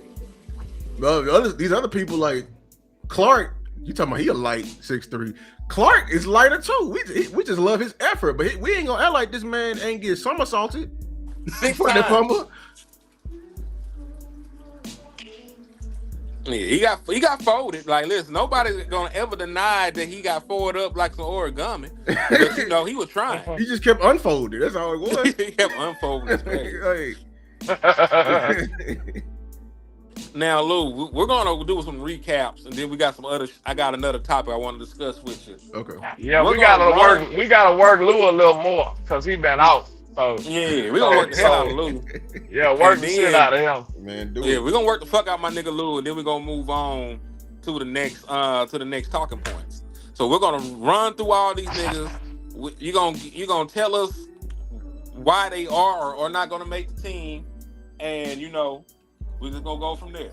We're gonna let you do some soliloquies. All right, Malik Davis. Yeah, he makes it. Until you get another running back in here like for legit, and even then, so because then once you push Malik Davis down, now he in that blue role. Y'all gonna hate me for hating on Blue. See, I still like his ass more than Blue. Just being honest with you. Just on paper. Yeah, because he. But I was about to say the thing I said about it, Lou, and I just want to hear your take on it. I said they comfortable with putting Malik on the practice squad and knowing they can get him back, though. That might work against him. It may not work this year because too many people saw him. You know what I'm saying? It's true. That's true. Yeah, it may not work this year, you know. But if you can do it, hey, I'm all for it. But like people from our practice squad be getting snatched up too. So I wouldn't even chance that, especially if you didn't bulk up the competition right now. We may need him. So Lou, the way that I put it, I said like I really felt like Malik would be the odd man out in terms of pretty much favoritism. Yep. Because I feel like Shotty prefers Phil Maffa. Mm-hmm. I feel like the front office prefers Jadon Blue. And I feel like Malik Davis is just a veteran guy that does everything right. And if you had gave him another 50 carries, he would have ran for 500 yards. But he's going to get slept on because he's not, the apple of their eyes, And this is not saying that, this is not saying that Malik Davis is some revelation at running back, but he probably is the nigga that's deserving of the role right now. I was just about to say, make a case for somebody who deserves to go into camp as a running back too more than Malik. It wouldn't be anybody. Like if we're just being fair and honest, there would not be anybody, that should have a leg up on them in a competition based on last year. It would, you know what I'm saying? So I think it's Phil. We'll have a leg up on him. Just being honest with you. Phil Moffitt should have a leg up on him. Well, because like whenever you talking about off of potential, I'm talking about off of what's tangible, what actually happened last year. Even what we seen, I think he's a leg up. I think because I don't know if it's true. You guys still got to keep an eye on him, but they said the reason why Phil didn't go last year for the rest of most of the season is because of his shoulder injuries. And when we seen Phil, he was really good. He was efficient for what he got. I mean, I understand that too, but the man did average almost 5 yards a carry in Malik Davis. Yeah, I mean, so he got more attempts. I mean, it actually goes against it. Like you normally. Yeah, I was about to say that's actually more impressive. Yards per attempt, yards per catch, and stuff like that decrease with the more volume. Yeah, but you gotta have a chance to get them big yards in there. That's what I'm saying. We ain't comparing him versus a 250 carry ass, and like he gonna have more. He gonna have 4.8 probably. Like ain't his 4.8 higher than Javonte? Of course. Yeah, that nigga had almost 300 carries. That's what I'm saying. So look, I'm talking about for like Fields. Yeah. You remember when Tony Pollard was first getting his shot? The question was, can he keep up that high ass average with more attempts? Remember? Right. Yep. That was the whole question mark on Tony. And that's what made him not be utilized as much too, because they weren't sure about it. Once they gave him more carries, they was like, damn, he actually can. You know what I'm saying? So the volume of the runs actually go against your average. I get what you're saying. You got a chance to make bigger runs, but you also got a chance to make negative runs too. So the volume of your runs go against your average more than think about it. If I have one run for 70 yards, my average at that time is 70 yards. It's 70 yards a carry. Yes. But that's what I'm saying. But Malik had one of them yards. Like, he had a couple of those type of yards. Like when he actually busted for more. Remember when Phil came back as a negative? You using that as a negative? Only in this case, because when Phil came back, remember they cut him. Like they cut his carries down. We saw him in live action give Phil's carries right back to Blue on purpose. I'm just saying you didn't give him a fighting chance to match him statistically. That's what I'm saying. Okay. So you're saying if the carries were equal between Phil Maffa and Malik Davis, you're saying it would have probably favored Phil. Let me see how many carries. How many did Phil get last year? Because like whatever he get, I'm probably like give him. You know what I'm saying? Let me see how many he got last year. Yeah, look that up. I am curious of this. Yeah, regular season, this boy got 5 carries. Like you know what I'm saying? At least give him 12. You know what I'm saying? Because they took him away in that last game. I can't take away my speculation or expectations of Phil over what I actually saw Malik do. I can't do that. Okay, did they have the preseason stats then? Because maybe Because that's another You reason. see That's what I'm factoring. saying? That's Am what I I'm factoring being in fair too. with that? Yeah. Am I being fair with that? That's super fair. Because you're Yeah, right. that's You all. probably I'm are just trying to be combining the fair. two. You're probably combining the preseason and the regular season. No, that foul was the preseason. But yeah, I mean, no, the 5 was the regular season. That last game, he only got 5 carries. That's a damn shame. And we was already out the season. I mean, like not even making the playoffs. See, like in this preseason, 15 carries for 59 yards, 3.9. You know what I'm saying? But it's a little better. I feel what y'all saying though. But I'm saying like even in Shotty's mind, compared to that, I think Fields should have the leg up even over Malik. Because Malik just, at the end of the day, he doesn't fit Shotty. But see, we gonna probably just have to agree to disagree on that. Like, I get it, but like I can't go against what I saw somebody do, man. Like, I just think that's irresponsible. But I also think, Lou, that we're arguing some different things. Because I also think that Phil Maffa fits better to what Shotty liked, but Phil Maffa may not necessarily be the better football player at the time. Yeah. You know what I mean? Like, and I don't want him stretching for fit over better player though either. And I do think Phil can actually play though, to be honest. But I'm just talking about a straight fairness. Out of straight fairness and what has been earned, there's no way I can put now one of the running backs we got on this roster over Malik after what we saw last year. If this was McCarthy's scheme, and we're talking receiver, and they had similar situations right here, and it's between Brandon Cooks and let's say a Flo that's a little bit better than what he is right now, who are you taking? You can't be calling out a flying body catcher. But you get what I'm saying though, because you who are you taking? But nah, at that point in their career, Flo might be better. We still talking about the better player. Yeah, we talking about the better player. But Cook's gonna still have more production than him. You know what I'm saying? Like Cook's gonna still have way more production than even on Flo. Because think about this though. You might not even agree with that, but look, Flo is the wide receiver 3 with the Dallas Cowboys with CD and George in front of him. Where's Brandon Cooks? 3. No, I'm talking. Where is he at right now? Oh, shit. You see what I'm saying? Flo is better right now. That's what I'm saying. Flo is better. So I mean, you still talking about the better player. I also would say schematically, with all the stop routes that Mike McCarthy like to run with the comebacks and exactly. That's you what probably I was saying. You probably would want Flo, who was 6'2" and a bigger body, to be out there. A bigger body guy, yeah. So even schematically, Brandon Cooks wouldn't fit there, and then Flo would have been younger at the time, and the nigga would have been better. Because I think if you had Gabe, because listen, Brandon Cooks, I know that we got the worst version of Brandon Cooks possible. We know that his prime was behind him. But the nigga still only accounted for like 599 yards or some shit like that. Ryan Flo can get that if he had them kind of targets. Exactly. You see how you was able to like, you was able to visualize because one fits better than the other. Like these guys are too close. I think you misinterpreting fit over better player still. I think Phil is a better player than Malik.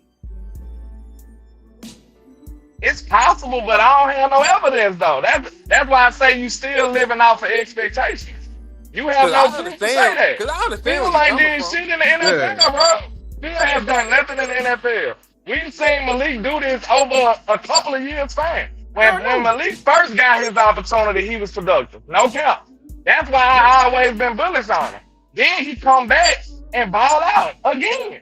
And Phil Maffa has done nothing. So I can understand your evaluation, but you have no proof to say he's better. That's why I say I'm just talking about purely walking into camp day one. Phil shouldn't be over Malik, bro. It's just no way. He shouldn't be. Now should that quickly change? That could quickly change if he go out there and be better. I'm with you. But just starting out, there's no way Phil should be getting reps over Malik, bro. It's just no way. It makes no sense. And even if you want to say the leash should be short, let's say Hey, Malik Davis is running back too, but he got about this much room, and we gonna put another nigga in there.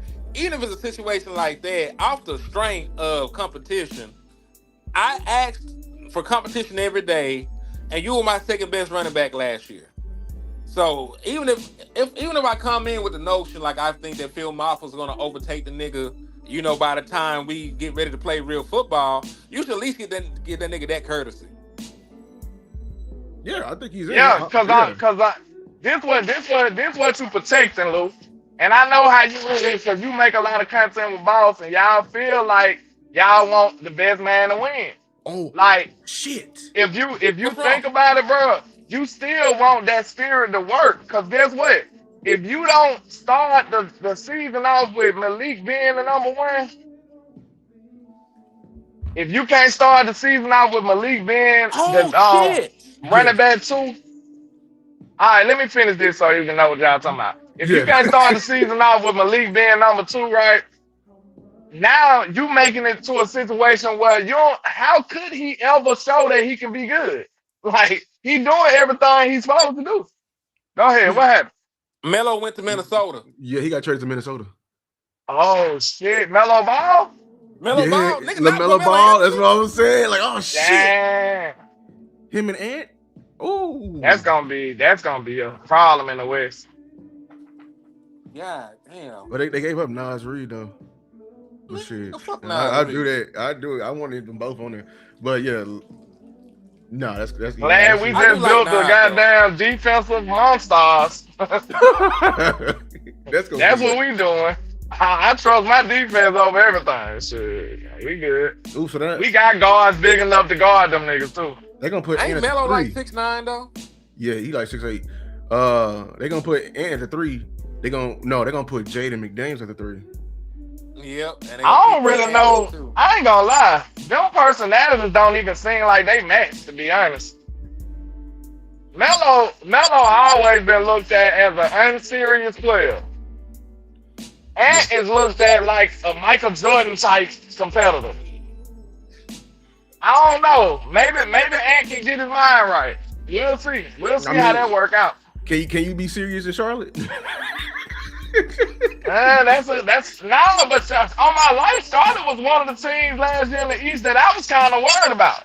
If them niggas would have made the play-in for real, they would have made the playoffs. They would have been a tough out. No cap. I mean, they was better. Right, them niggas got hot as hell. They was one of the hottest teams on the East. They won like 10, 15 games in a row. They won a lot of games in a row. I can't remember how many, but it was towards the end of the year. And I swear, nobody want to play them towards the end of the year. Like, nobody. Them boys were hooping. Hey, real quick, salute to my brother Neil, man. He said, "What's up, gents? Been a little while, but slapped up 45 Eagle fans before checking in." That's my guy right there, man. He doing the Lord's work, man. Doing the Lord's work. Yeah. Oh, yeah, that was crazy, though. Now, listen, I was hoping I was going to look up and see a George Pickens extension, but shit, I can only pray. Hopefully. One day. Maybe. Damn, that's a big shift in the West, but like you said, them giving up Nas Reed, we got to see what kind of bench they gonna have and shit too. But we'll see. They only in the West for like 2 more years too, to be honest. And then they let go of Julius Randle too. So they gonna have some shit they gotta figure out. They only in the West for 2 more years though. So this only a problem for 2 years. The Minnesota? So they only in the West for 2 more years. Yeah, they gonna move. They finna move. They're gonna move them to the East. I think. Yeah, they're gonna move to the East. They're gonna expand. When they do this expansion draft, because it's gonna be a couple more teams. There's gonna be 2 more teams, and they're gonna add them in the list. They're gonna add a Las Vegas team, and they're gonna move Minnesota to the East.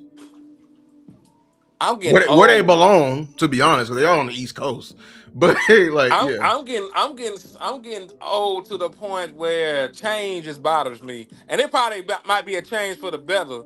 But they bring it back. They bring it back Las Vegas, and they add in the Seattle Supersonics. Yeah, Seattle gonna get a team too, right? The Supersonics coming back. So how they gonna do that with OKC? Because OKC has all their records. Same thing they did with Houston, Texas, and Tennessee. Act like they don't exist. Like, hey, niggas, you right. You take the oil of shit. All right. But Tennessee some hoes with it because they didn't let them keep they oil uniforms, which is crazy. I know. Them hoes was super raw too. They still got some little accents in their jersey about it though. But they didn't give them all back, bro. Fuck their history, like for real. And they was hating on University of Houston when they tried to mock. I remember that shit. Like, bro, get out your damn Phillies. You're in Tennessee. Like, but yeah. Now you said why you put this motherfucker on the screen? Hey man, that's your favorite one. My favorite one. That's your favorite. They said you got a jersey. They said you got the Luke Schoonmaker jersey. I need to burn the entire closet down there. It's a one-on-one. Don't nobody got his jersey but his mama, his daddy, and his dog. And his girlfriend didn't even want one. She was like, I'm cool. She gave it to the dog. She got a Dak jersey. That's fucked up, man. This nigga girlfriend got a Dak jersey. She ain't get his shit. That's terrible. But nah, hey, Luke, go ahead and talk about Luke Schoonmaker and why he shouldn't make the team. I'm not going to even act like you're going to give a reason why he should. Yeah, I'm not going to. I hope he don't make the team. Just being honest with you. I'm tired of this era shit. Because I think we said it like 2 shows ago. Luke Schoonmaker ruined they normal tight end plan and probably will force them to make a panic pay in paying Ferguson. Just being honest with you, because they had it in that Luke Schoonmaker was probably the first legit resource they committed to the tight end position in a long time. Because Ferg, Hendershot, all them, when they like 4th, 5th, and 6th rounders, day 2. Yo, we don't never draft no tight end that high. No, didn't. And the one we picked was because of a damn RAS score. That's gonna tell y'all stop lying about them damn RAS scores, bro. I don't care if you jumping out the gym, boy. If you ain't producing in college, I don't want you. Just being frank with you. No, check this out. I broke it down even more, and I'm trying to shift the nation's thought process when it comes to evaluating players. Listen, I said just because you got physical attributes, that ain't got shit to do with football, bro. Think about it. You can be a tall ass nigga. Goddamn, being a greeter at Walmart. See, you don't know what this nigga capable of. He can be fast as hell. That ain't got shit to do with football, man. It really don't. Well, how good of a football player are you? Right. That's what matters. Was I can't remember. Was he testing up there with Kyle Pitts and some shit like that? That's why they was like, oh, this the next one? Yeah, bro. I don't know how fast is Luke Schoonmaker supposed to be? I don't even know if he's athletic like that. You know what I'm pissed about? Because correct me if I'm wrong. What was the year that the Dallas Cowboys were targeting Dallas Goedert, but they opened their mouth about it? Was it before the Luke? And they jumped up. Yeah, bro. Fucking pissed. You know what? That's what ruined the shit. We didn't get Dallas Goedert when we were supposed to. That's what. And the Eagles stuck it to us too. They knew we wanted to get the goddamn tight end that's named Dallas. Right. And they paid him. Like, he ran a 4.6. I do not see that on film at all.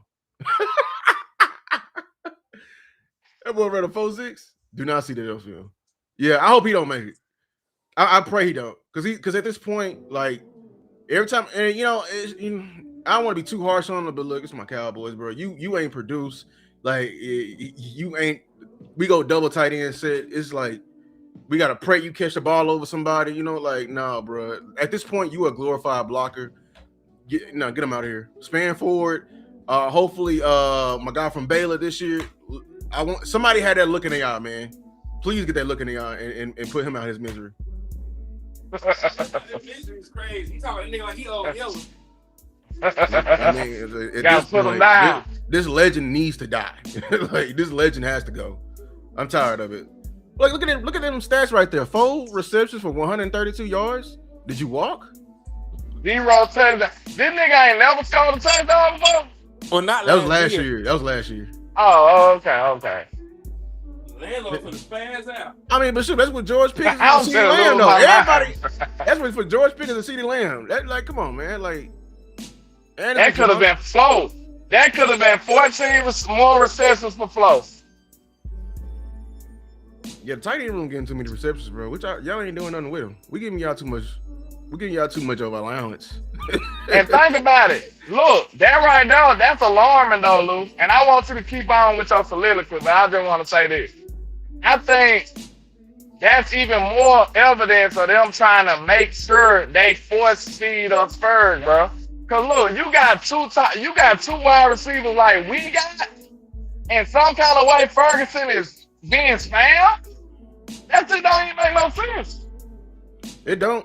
And I hope with Shotty saying he moving around Pickens this year and CD Lamb this year, like hopefully they're moving him inside, like it can overshadow whatever they was doing with targeting Ferg. I'm just being honest with you. This the last team tight end need to be spammed if you ain't that nigga. We got two great ass wide receivers, bro. Why is Ferguson setting completion records and shit? That shit don't make no sense. I got the question. What's the worst tight end that if we add to this room with Ball with GP and CD Lamb? What's the worst tight end? Chat included. So I don't want to hear no Kyle Pitts. I'm talking about like let's keep going down that list.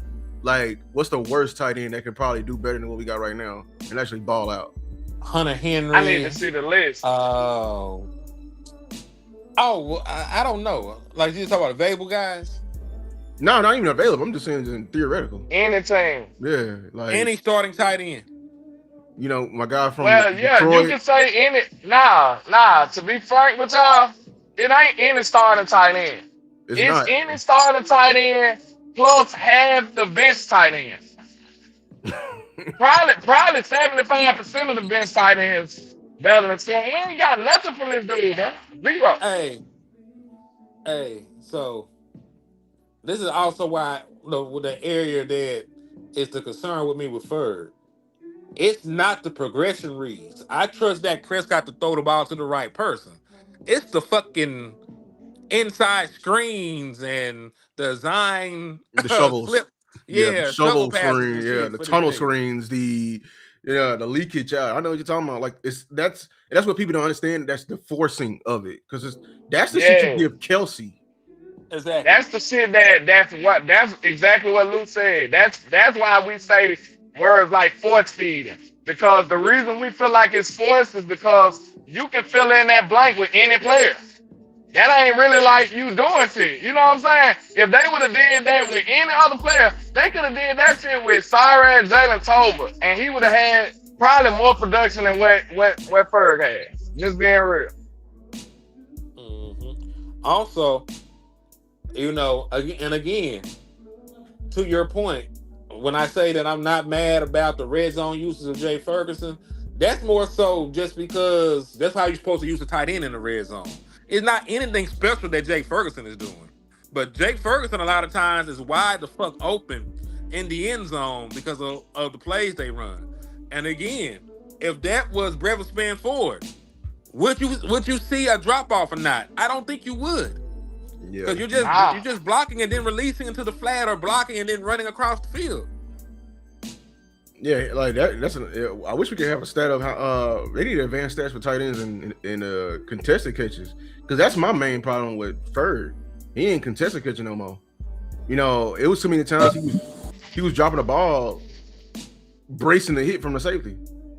You know what I'm saying? And y'all can lie if y'all want to. That's what I saw. Like him keep bracing that hit. He was not the same. And I need my tight end to be able to take those. So I agree. Listen, if you're gonna be 6'5", you got to go up and get the goddamn ball. I saw that Jamie boy. I did see that. That was crazy. Oh yeah, bro. Yeah, that was crazy. Listen, dog. They say he even robbed the right niggas.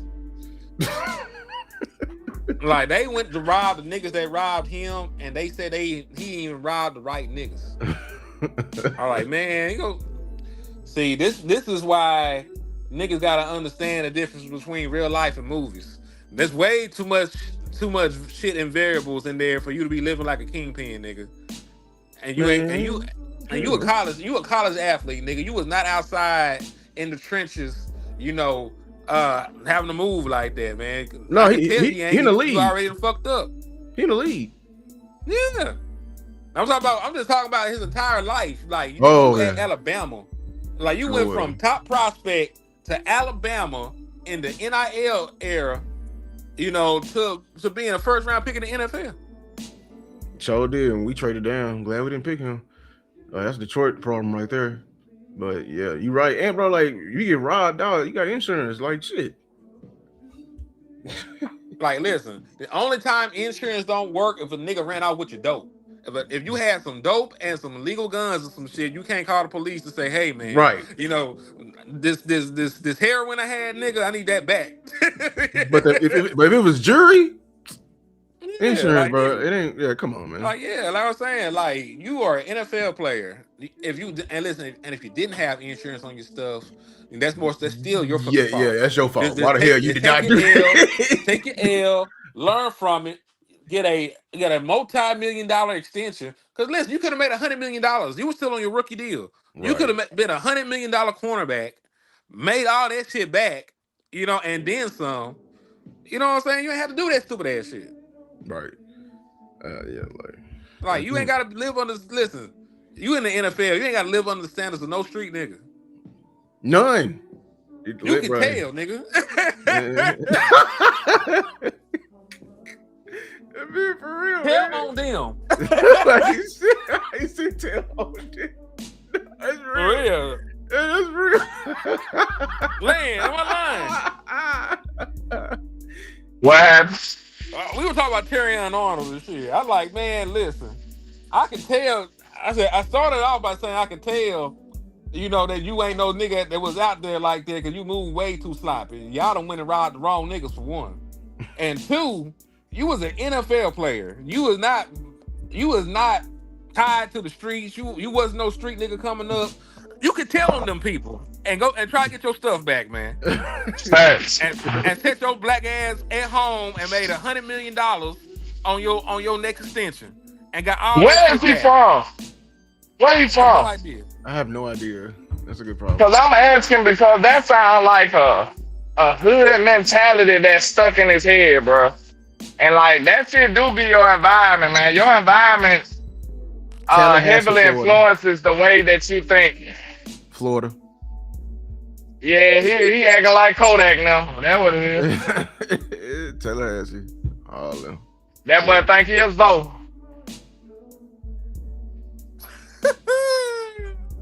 He said he think he is though. Oh my god. Nah, I wanted if he got insurance, boy, I would have been like, but what the hell are you doing if you got insurance on that jury? Just being honest with you. Man, hold on, man. This nigga went to a private Catholic school though. I was about to say the same thing. That boy went to a Catholic school, bro. I don't know. He might just be slow then. I don't know. He might just be slow. And listen, that boy went to Alabama, man. I don't know what's wrong with that boy. Yeah, man. Like, and listen, you right. He could have been just somebody from the hood, and he went over there to escape it, and you know, get zoned out to play football because he was cold, you know. Well, I don't know, bro.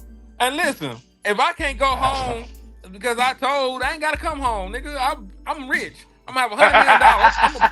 I'm gonna build a motherfucking home in Hollywood, and you bitch ass nigga won't be able to come and see me. The broke ass can't afford a ticket. Think about this, bro. If you think about it in this way, it makes a lot of sense. Would you care if I told you it was this pastor that told on these people and they went to jail? You wouldn't give a damn, it's a pastor. No. Right? What the fuck? Man, you a football player, man. I ain't got nothing to do with you. You was not like that. You was supposed to have niggas that's like that. You gotta prove that you ain't to be touched. Like that's what that's about. Like what would make you feel like you gotta go retaliate in that manner? You was already in the streets, bro. You had to already be in the streets, and he had felt like he gotta prove a point to show people that they ain't gonna be able to do him like that and get away with it. That's the only thing I can come up with, bro. It don't make no sense. Yep. But if you was a businessman, which you supposed to be, because you a multi-million-dollar talent, if you was actually a businessman, you wouldn't be thinking in that type of realm. You would be like, damn, I gotta go tell the police. You know what I'm saying? I gotta figure out a better security system. Like your first mind wouldn't be telling you to go spin, nigga. What's wrong with you? Yeah, bro. And Especially it's like spent on the wrong people. Especially, I'm not finna mess up the main bag, bro. The one I have a chance to get more of this. I'm not finna do that. Nah, bro. Yeah. Exactly. We can buy another chain. We can buy another car. We can dog. buy another chain. We can buy Like, another dog, car. you're finna be out the league, and you didn't even finish out your rookie contract. Like, Like come on. all the possible earnings you could have had, a $90 million deal, $100 million deal on your next extension. Like, come on, bro. You fucked up. He ruined his life.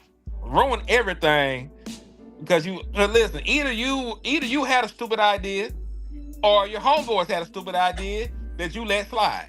Either way, you're culpable because you in that bitch. You know you in that bitch. They say you got a text message. Matter of fact, another thing. If you're gonna do an illegal crime, don't have it in a group chat. Like that exactly, bro. Like that shit is not private, nigga. The world knows this. The world will know it. They can see your shit. They can really see your shit right now. You know what I'm saying? They just act like they can't. They just waiting on you to do something. Yeah, they it's like it's like everybody already like under suspicion of a RICO. They just waiting on you to do such a crime that's worth it. That's why they call like it. They hear you, nigga. They see you. That's why they call it. Let me tell you a story real quick to show you how real this internet shit is. I probably told it on this show before, but I want people to hear this. Young people, if you listen. No lie. I stayed in this house like maybe about 5-6 years ago. Right? And back then I was still doing music. So on social media, you know, if you're trying to get your music out, you're going to friend anybody. It don't matter who you friend. You like, hey, I'm a friend this person. You trying to get your followers up and shit so people can hear your music. So how about one morning I woke up, what can I say?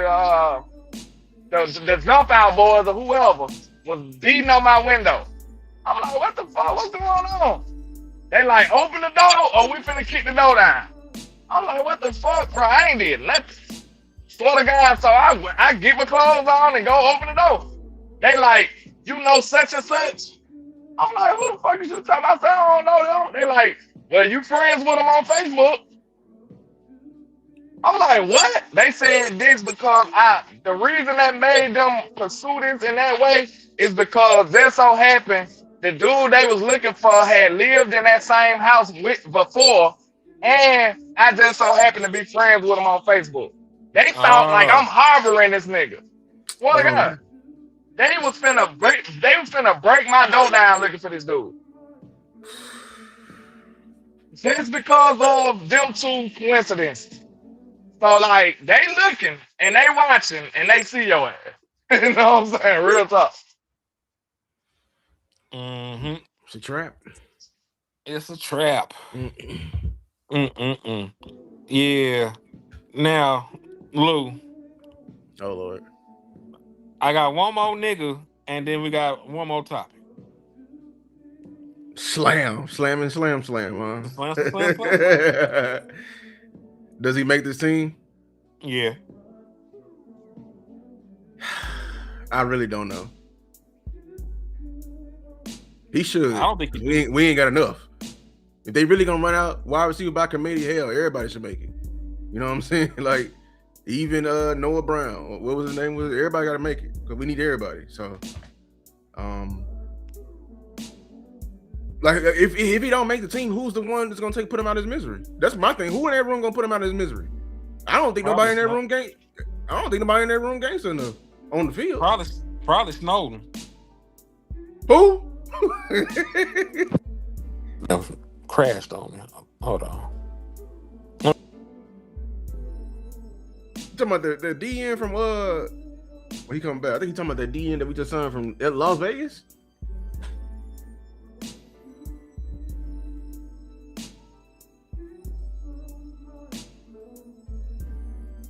You said Snowden?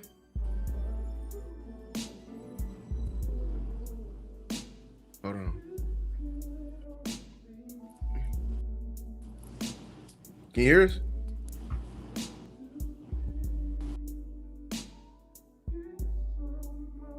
He said Sam Parsons. They do like Michael in the face.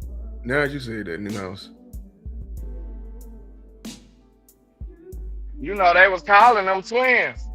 He definitely he do like Micah in the face. What the hell? I hope they ain't from the same area.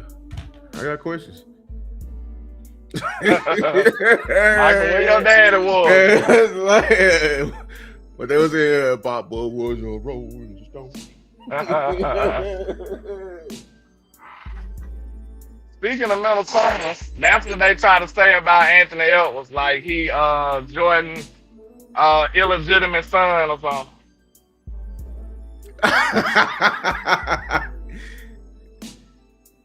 Nah, what it is? They crazy. Nah, what it is this is Black history. That's because a lot we don't even know. Black people don't even know who all their family is. That's what it is. That's the problem. Yeah, that's a huge problem. That's a huge problem. That's why you get people looking similar to each other. Like, huh? Who your family? Who's your people? Because we really don't know our entire family. Damn, we from the South, so I made sure I gotta know before I talk to a girl. I gotta know your whole lineage. I swear, that's the like first thing. Who your grandma was, who your grandma was. I need to know. Where your people from? Where are they from before then? Where do they come from? You got to ask them kind of questions. Yeah. You got to. In the South for sure. No, they from East Texas. They came from Louisiana. Okay. You all right? You all right? What's their last name again? Just checking. just make sure. What's the other last names in your family? You gotta because people marry off, so they may change their name or something like that. You know, you gotta ask them. What's her maiden name? What's her maiden name? What they call them? What they call y'all? What's the nickname? Exactly. You know what I'm saying? So it's probably how you get what's the name. But if you talking about Snowden, can Snowden put him out of his misery? I don't know. Just because we pay him, I view that Snowden signing like, oh dude, we got last year from the Saints that end up not turning out to be nothing. That's because he was always hurt. I don't know. I can't just because Snowden played more. I can't say like, oh, he's automatically better than Sam. You know what I'm saying? Like, I was just about to say they pretty much got the same resume down there if you look at it. I don't. That's why I said who is Sam did the same shit early in his career. Who's the gangster in that room that's gonna put Sam out his misery? I think politics, but I think Sam got a chance though. So I don't know. We'll have to see. I don't know how many outside linebackers they're gonna carry on this roster though, because they're gonna carry a lot more DTs. That is one. You know what I'm saying? One issue that's why I said politics. Because you're gonna keep Donovan Ezeraku, you're gonna keep Gary, you're gonna keep Malachi. He here automatically. All right, I'm back, y'all. Damn, my shit out overheated. Who gonna put Sam out of his misery? Oh, Charles Snowden. They the same. I just said they basically the same nigga for real. If you looking at production, I ain't seen the film on them though, so you know. But I'm just talking about like pure production. But we're not, and it's not going to come down to that. Charles Snowden was somebody that the new regime gave a 2-year deal to. A 2-year deal? Yes. Damn. I forgot about him. We ain't even mentioned that nigga. I did. How much money they gave? Not a lot, but shit, 2 years is more than one. It sure is. And can they get out of it? They can get out of anything. Listen, they can get out of Jake Ferguson contract next year. They can get out of Ron Bland contract next year. They got out of Oster's contract quick as fuck. So they can get out of anybody's contract. That's neither here nor there. 2 years? Never mind. Shit. You see how I see it. I'm not, listen, I don't even know if this nigga better than Sam. I just feel like they don't like that nigga. I still don't think it's enough to even put him out though. You know what I'm saying? Like that's Snowden, Ezeraku, Malachi, Gary. That's 4. Yeah, but how many are you carrying? You only carry like 5, my guy. And then James Houston. And then you got Barham, who's gonna play flex. And you still got Marist. And I don't think Marist making the team either. Exactly. Him and Sam are gonna have to split a Uber, nigga. Hold on, bro. Let me I need to look at this hour. He said splitting Uber. Hold on. That's crazy. They gonna have to do a ride challenge. That's hell yeah. They ain't gonna have no NFL money. I'm finna look at Philadelphia. How many outside linebackers they carried last year? They carried 5 edges. 5. How many did the Panthers carry last year? I don't know. That you can look up. Because we built like that. I think we finna be just like the Panthers last year. That's what people not even. Well, you got gangsta ass secondary with you ain't got no pass rush. But that's hitting it either there. Well, we'll see. Yeah, you got Derrick Brown, but you ain't got no edges. Yeah, you ain't got no edges, and you brought in nothing but young people. And you thought it was gonna fix the issue. And like I know we're gonna be like the Panthers. The Panthers also had what's the name the year before? Clowney, and Clowney went off that year. Didn't they beat us last year? Yep. Last year, but not the year, but not the year before that. He said, they made us buckle up. Yep. Mm-hmm. How the fuck we lose to the Panthers, bro? Damn, that's supposed to. Bro, they ran all over our asses, but the whole defense got their ass tore up. No Vaseline. Well, listen, Dak and That's George, crazy, that probably George's best game without CeeDee Lamb. So what? He went off that year. I mean that game. So did. It was literally on what's the name? It was on the defense. It was on the defense. So remember, it was a tie game. Was Horn trying to guard him? Was Horn playing? Everybody tried to guard that nigga. Mike Washington. I mean, not Mike Jackson. Mike Jackson tried to guard him. J.C. Horn tried to guard him. The other nigga tried to guard him. Barbecue. Nothing but barbecue. That let you know he him. That boy him, man.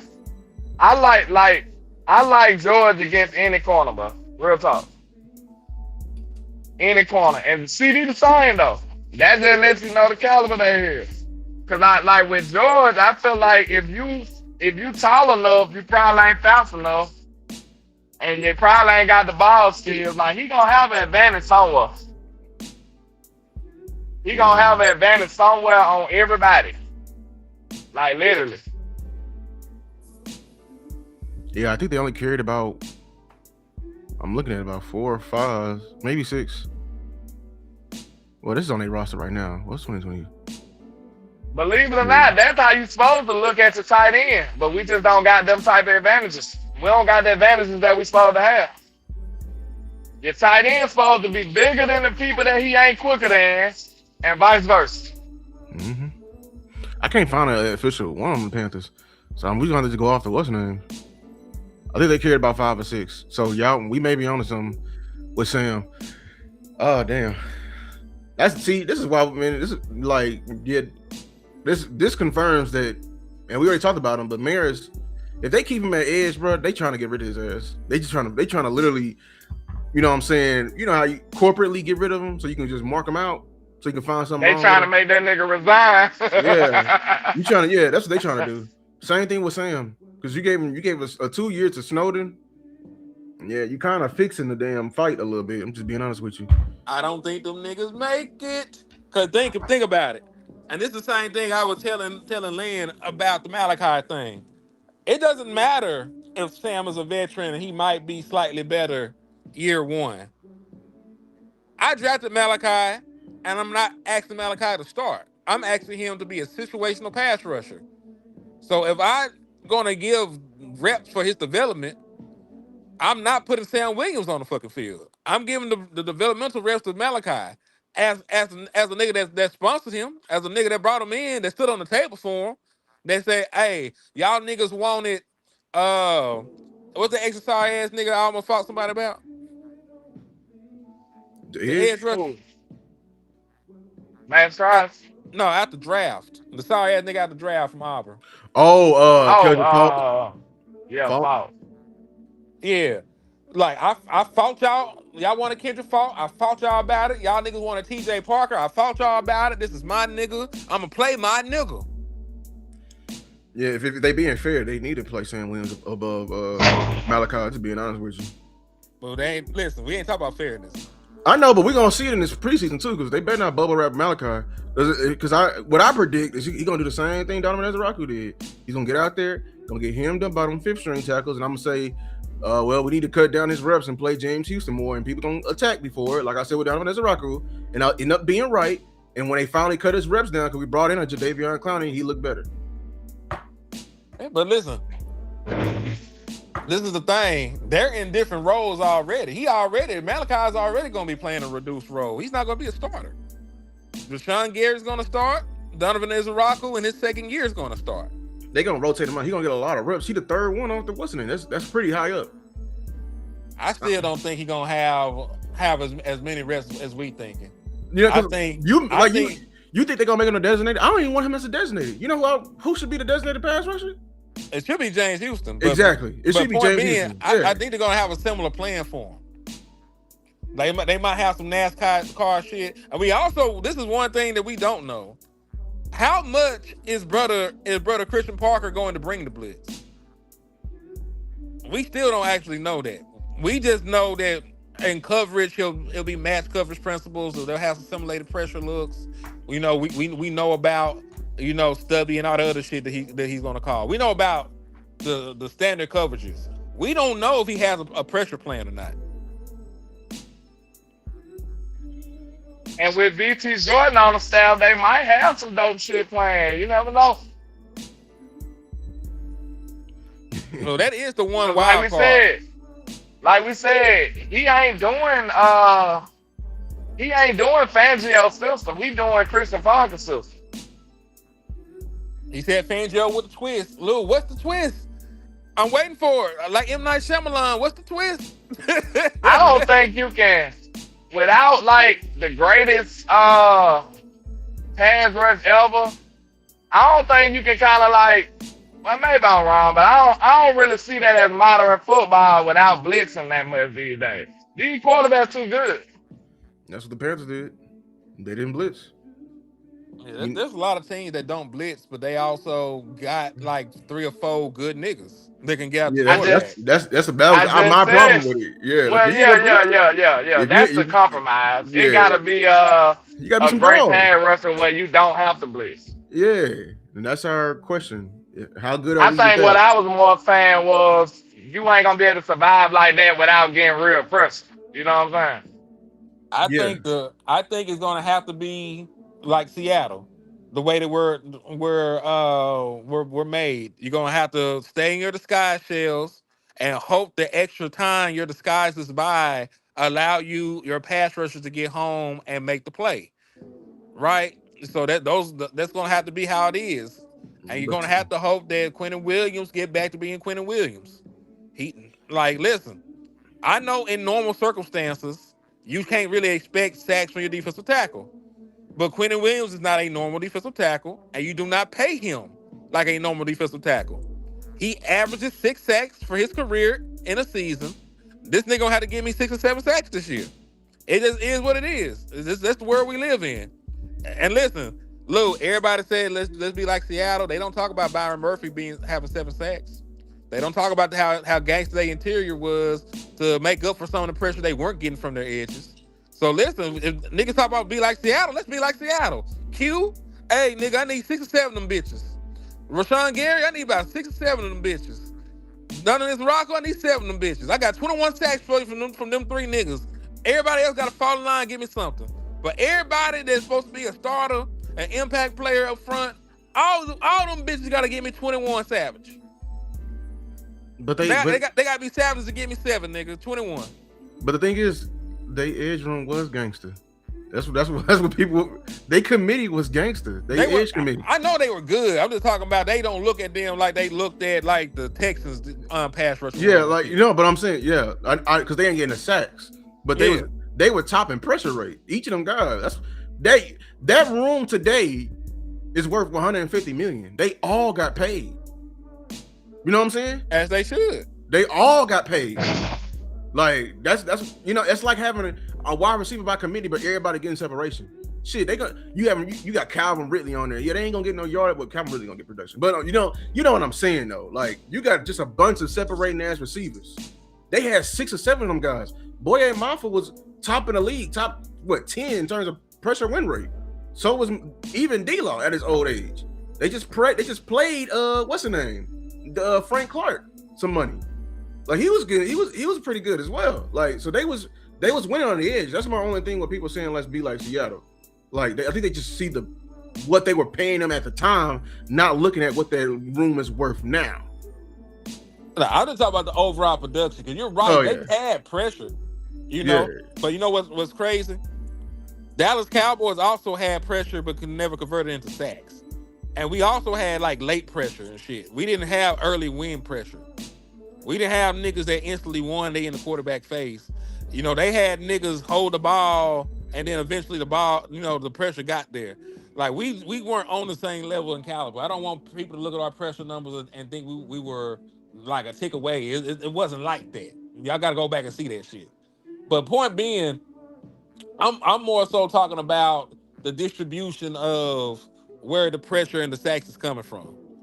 Like Gary gonna have to get you like, and somebody said like 11.5. I think 8 is a solid number for Rashawn Gary. I didn't need the room give me 30. How about that? What, the three of them? Like, but the whole room just y'all didn't find a way to get 30. 30. Remember that wasn't that the median? Or like 35. Around? They had 30. We had 35 last year. Well, yeah, you need to get that. You need to get listen. I'll be fair. The Patriots went to the Super Bowl with 35 sacks. So maybe it's about everything else. Maybe it's about not getting the turnovers. Maybe it's not. Maybe it's about not being able to stop the run consistently. Maybe it's about not getting off the field on third down. Maybe you need consistent pressure too. You need consistent pressure. Don't really count for a sack, yo. You need consistent pressure on the quarterback. Yeah. You know what I'm saying? You can get pressures and just don't get home. Just don't finish. Because, shit, if you think about it, if you get them good enough, a good enough pressure can cause an interception. You need 39.5 as a team, 40. Ooh, you talk. See, like, that's why I didn't want to ever put that on them because we was getting 39.5 with Micah here. And we had a gangsta-ass committee behind Micah, just being honest with you. It's crazy how that shifted, though. We was excited about that pass rushing group with Micah last year, but if you take Micah away, we still thought we had at least a decent one, but they didn't perform at all. Yeah, I need that committee we had with Micah like in 2020. Give me that. Give me D-Law. Dante Fowler, number 6. Yeah, Dante Fowler. Give me the Gregory years or something like that. Give me that type of committee.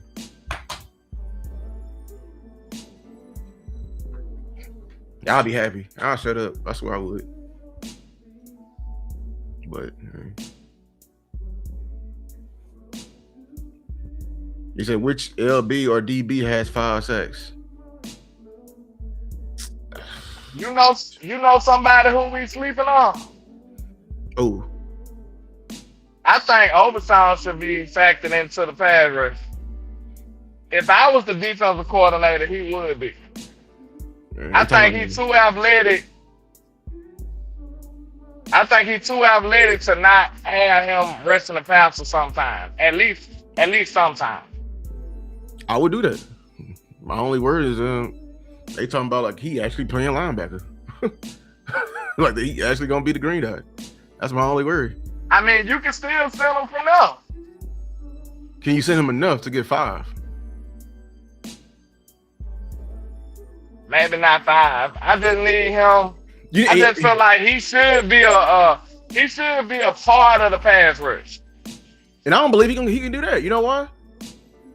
What's the name didn't get 5, and I thought he was a gangster from blitzing from that linebacker position on the Eagles. Donovan Wilson. No, I'm talking about Nakobe. Remember, they always used to blitz him in there, and I don't think he had 5. He had about 3. Overshawn way more athletic though. Nakobe athletic, but Overshawn, like him at his peak is like a freak. But that's what I'm saying. Like he athletic, but you got to run through that linebacker. I don't know if you're gonna be able to, because you know what I'm saying. You blitzing in the A gap, it ain't much to run around. You got to run through him or shake him or something. With these running quarterbacks, I'm pretty much thinking more of along the sides of like closing speed on him. But you're right though. He's still gonna have to deal with that physicality on from the middle if he's blitzing in the middle. If you want them sacks, you got to put him in that Bond position then, because that's what Bond was doing. He was running down whenever them quarterbacks escaped out. It wasn't Dean. If you're gonna be in that bean spot, you're gonna have to run through somebody. And Overshawn, how fragile he is, he might not be the right candidate to be doing that. But I do want to find a way to use his athleticism in the pass rush, though.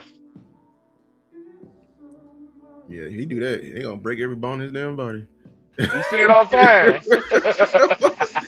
It's like it's gonna battle like a damn cartoon, boy. We gonna see all the cracks. Hell no. My body different. Yeah, man. Y'all niggas crazy as fuck.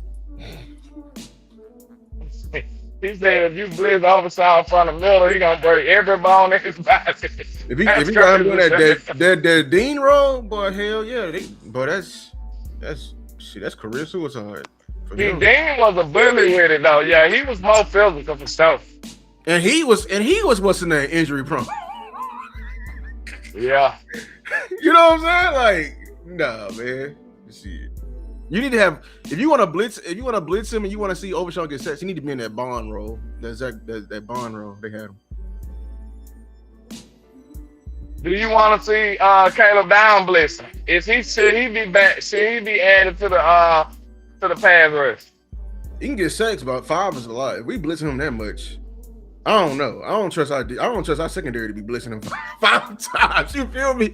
I don't trust our secondary like that. I mean, if you don't trust the secondary, you might need it's a catch-22. It's a good like the other corner need to be.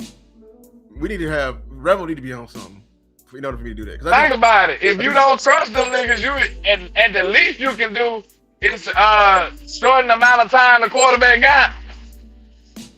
But then, you got to trust these guys man up. Do you trust Deron Bland man up even for a blitz like that?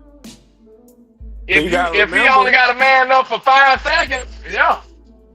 How quick did Weston beat him in the red zone? Listen, a play on it. Hey, that ain't fell, Lou. That ain't fell, bro. Sneeze, man. That was a sneeze. Nigga, sorry. If we just about to win, just say you sorry then, nigga. You can't cover for 5 seconds. Get the fuck out my field. I'm trying to be nice, nigga. Most plays on that's a long time. Take 3 seconds. Y'all know what I mean. A very short amount of time. All right. A slant. So listen, that shit happens in the second, Land. That shit happens in the second. You get beat in a second. Literally. That's football. If your quarterback gets beat in 1 second, get his ass off the field. But that's regular football. It takes a second to run a slant. It takes a second to get beat. Listen, we love Diggs. When that nigga tried to jam Odunze and Trip, that shit happened like a second and 1.5 seconds. It was like a fake. Was it man, it take more than y'all being hyperbolic. Like I was overshooting, but y'all being hyperbolic. Nah, it take longer than a second.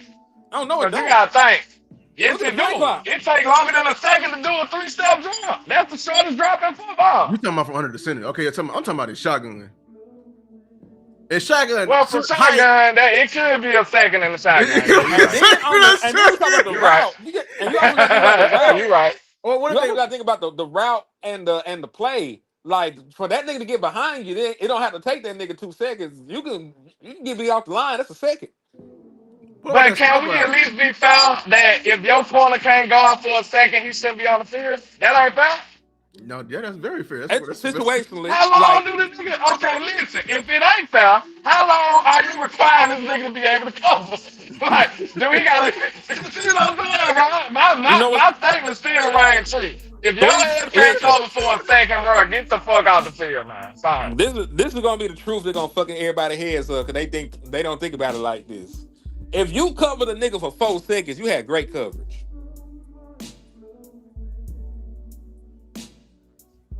Yeah. If you cover the nigga for 4 seconds, you had great coverage because the play should be over by then. He should have threw the ball somewhere. The pass rush usually get that in like 2.5, 3 seconds. Yeah, because you remember that's like the time to throw. This after the snap. After the snap, 2 and 3.5 seconds, something like that. On a normal play. Yeah. So like if you cover the nigga for like 4 seconds, nigga, you had amazing coverage. It just sounds crazy when we say the shit, but the shit is I'm not trying to be hyperbolic. It just sounds crazy when you say the shit out loud. But that's how quick this shit can happen. That's how quick this shit can happen, bro. Pay millions of dollars and they can't even cover a nigga for a second. That's crazy. Man, that shit, niggas be dying in the second, landlord. That shit don't be quick. You can pay me. You can pay me not to cover a nigga for a second. Shit. I can do that too. Nigga. Nigga, I'm good on that too, nigga. What the fuck going on, man? It depends, like they can do that's not a stop route. That little quick route they can throw real fast. You know, if you playing off. Oh, smoke.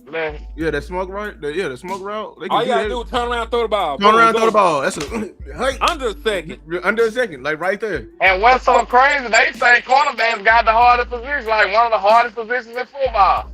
And they only required to cover for a couple seconds. And I ain't acting like it ain't hard, but I'm just saying, bro. Like, come on, man.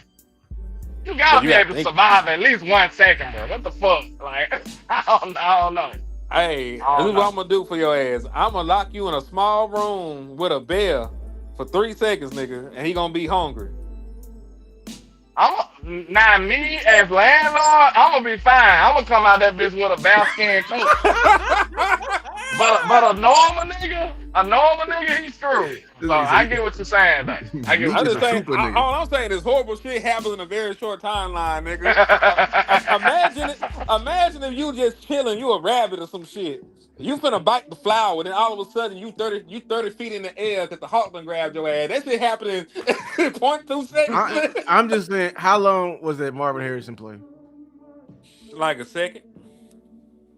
But y'all, look, I agree with y'all, but y'all still agree with me. If that nigga can't cover a second, he shouldn't be on the field. Oh no, we're not disagreeing with you. I'm just saying that boy was on his. You get your ass whooped quick in the NFL. He was flat on his back in 1.5 seconds. Look, I concede to y'all point. You really just don't think about how quick these plays are. So y'all right. But I still stand on what I said. Like, yeah, you can't cover for 1 second, sir. Get the fuck on, man. I'll throw this word in consistently. If you can't consistently make it past the second mark, yes. There's gonna be a time where they catch you slipping on a quick slant, or you missed on the press and they done got behind you from the snap of the ball. Like shit like that happens. But you're right. Consistently, and really honestly, they're just getting beat in general. If you're just getting beat all the goddamn time, you shouldn't be on the field. And usually when you get beat, it happens quickly. Like, so I didn't see CeeDee Lamb beat it in 1 second. I didn't see George Pickens beat it in 1 second. You know what I'm saying? Like, and think about this though. At the same time, if the play goes longer than that, now you start looking at your defensive line. Yep. Like, why y'all ain't getting home? Y'all what y'all doing? Y'all chilling? They're getting cardio. That's what they doing. And also, you gotta think about this too, Land. You're beat before the ball gets there. Most times, he already had the leverage. That's true too. So that might be even shorter than a second. Damn. Anticipation. Like, look. I know there's more people out here like realizing this with me. Like, I know how quick a pass rush is, but we don't look at it in this type of context though. So, like, if I told you your cornerback can't cover a nigga for 1 second, you're gonna be like, bullshit. You ain't gonna believe that. But if you actually had like a stopwatch on when a nigga come out of his break and how soon he get open, that should be like 1.5, 1.3. Like, he's open right now, it's just the ball ain't got there. That's fucked up, man. Like I said, people getting paid millions of dollars and they can't even cover for 1 second. That's crazy. Mm-hmm. Yeah, it's crazy, but like that shit. So just imagine a bad corner. How much time can that nigga cover? We talking about like average to good people covering a second. So a bad corner, he can't cover even for a fraction of a fucking second. I mean, that's bland. We're talking about bad corners. you got to separate that on the low now. I seen Booth get beat faster than that. I seen nigga get beat before the play started. He got beat coming out the locker room. Damn. Yeah, I seen. Yeah, it can happen like that. Okay. Man, I seen CeeDee Lamb beat a nigga at the goal line, tuck his chain in, and he won instantly. You don't remember that shit? That nigga most. That was the Eagles game, I think. I remember that. Sure did. Fried them boy. Fried them dirty birds. Fried them pigeons. I ain't like pigeon. I eat chicken. That boy Pickens had the catch of the year, I think. At least one on When you the talking Eagles. on Cooper DeJean On the Eagles. Yeah. That shit was crazy. I think his best catch versus the Chiefs on that one play when he was going insane. When he hurdled the dude. Well, was that thing? I think so. Oh yeah, his hurdle game was crazy. Yeah. Cause that's when like Mahomes like, oh, hold on, they may fuck around and beat us. Like, yeah, we will. And we did. You know what I'm saying? But yeah. That was a dope sign from the sideline, that game. Because you heard Dak showing so much respect to Pat, and Pat was looking like, dang, Dak might do it. You know what I'm saying? We already know how Patrick Mahomes feel about Dak, too. He was a fan of that. So that was just a good little exchange. Because Dak was like, that Mahomes magic. He was like, you know he gonna do it. You know what I'm saying? We was already ready for it. Yeah, it's like, get ready, because you know you finna go down here and scroll. That was really him calling out outside of that defense. I think it was more Mahomes that time. I think it was more Mahomes, bro. Mahomes don't score on anybody in that situation. Outside, like, man, get you. I would come right on like, yep, y'all tired, but grab your helmet, because you know they finna score down here in 4 plays. Get your helmet. That's been something, you know Pat gonna score on anybody though. That's messed up though. But yeah, it's funny though. He could be sneak this though, but I don't think so. Yep. Keep your helmet, Devontae. What the fuck you doing? I know your big ass tired. Come on. You know they finna score right now. It's one of them games. Yep. We in it. And they like, don't drink your Gatorade. As soon as we get on the field, go on, get your Gatorade. They looked at it like, them niggas got a sack? Hold on, get your helmet now. Get your helmet now. I didn't know them niggas gonna be able to sack. I mean, we did have Quentin. We probably thought it was much better, but no, we was still sorry as hell though. Well, yeah, man. That's all I got for today. Man. Y'all make sure y'all support this content, man. Well, we done gave you 2 hours and what? 3. Almost 3. Man, that's amazing. And it's been a great show. So y'all make sure y'all hit the like button, hit the share button, man. Support the content and the content creators, man. We appreciate y'all. Let us know y'all enjoy the show. Yes, indeed. And hey, like my boy said on the way out, hit the like, hit the share, slap the fuck out of an Eagles fan, because they probably deserve it. I'm pretty sure they do. And make sure y'all support my boys, man. They're going to be doing some traveling. I'll be doing some traveling. Hit the cash app and the super chats on the way out, man. The boy JB said 1 more hour. No, I didn't see what they talking about this trade, man. This LaMelo trade is crazy. I gotta go to work, or I will still be on here. Yeah. Now, I don't be doing shit else but talking shit, so I might as well do show. But I'm finna take my ass to work. So we gonna holler at y'all, good people. We appreciate y'all. And in my words, never look down.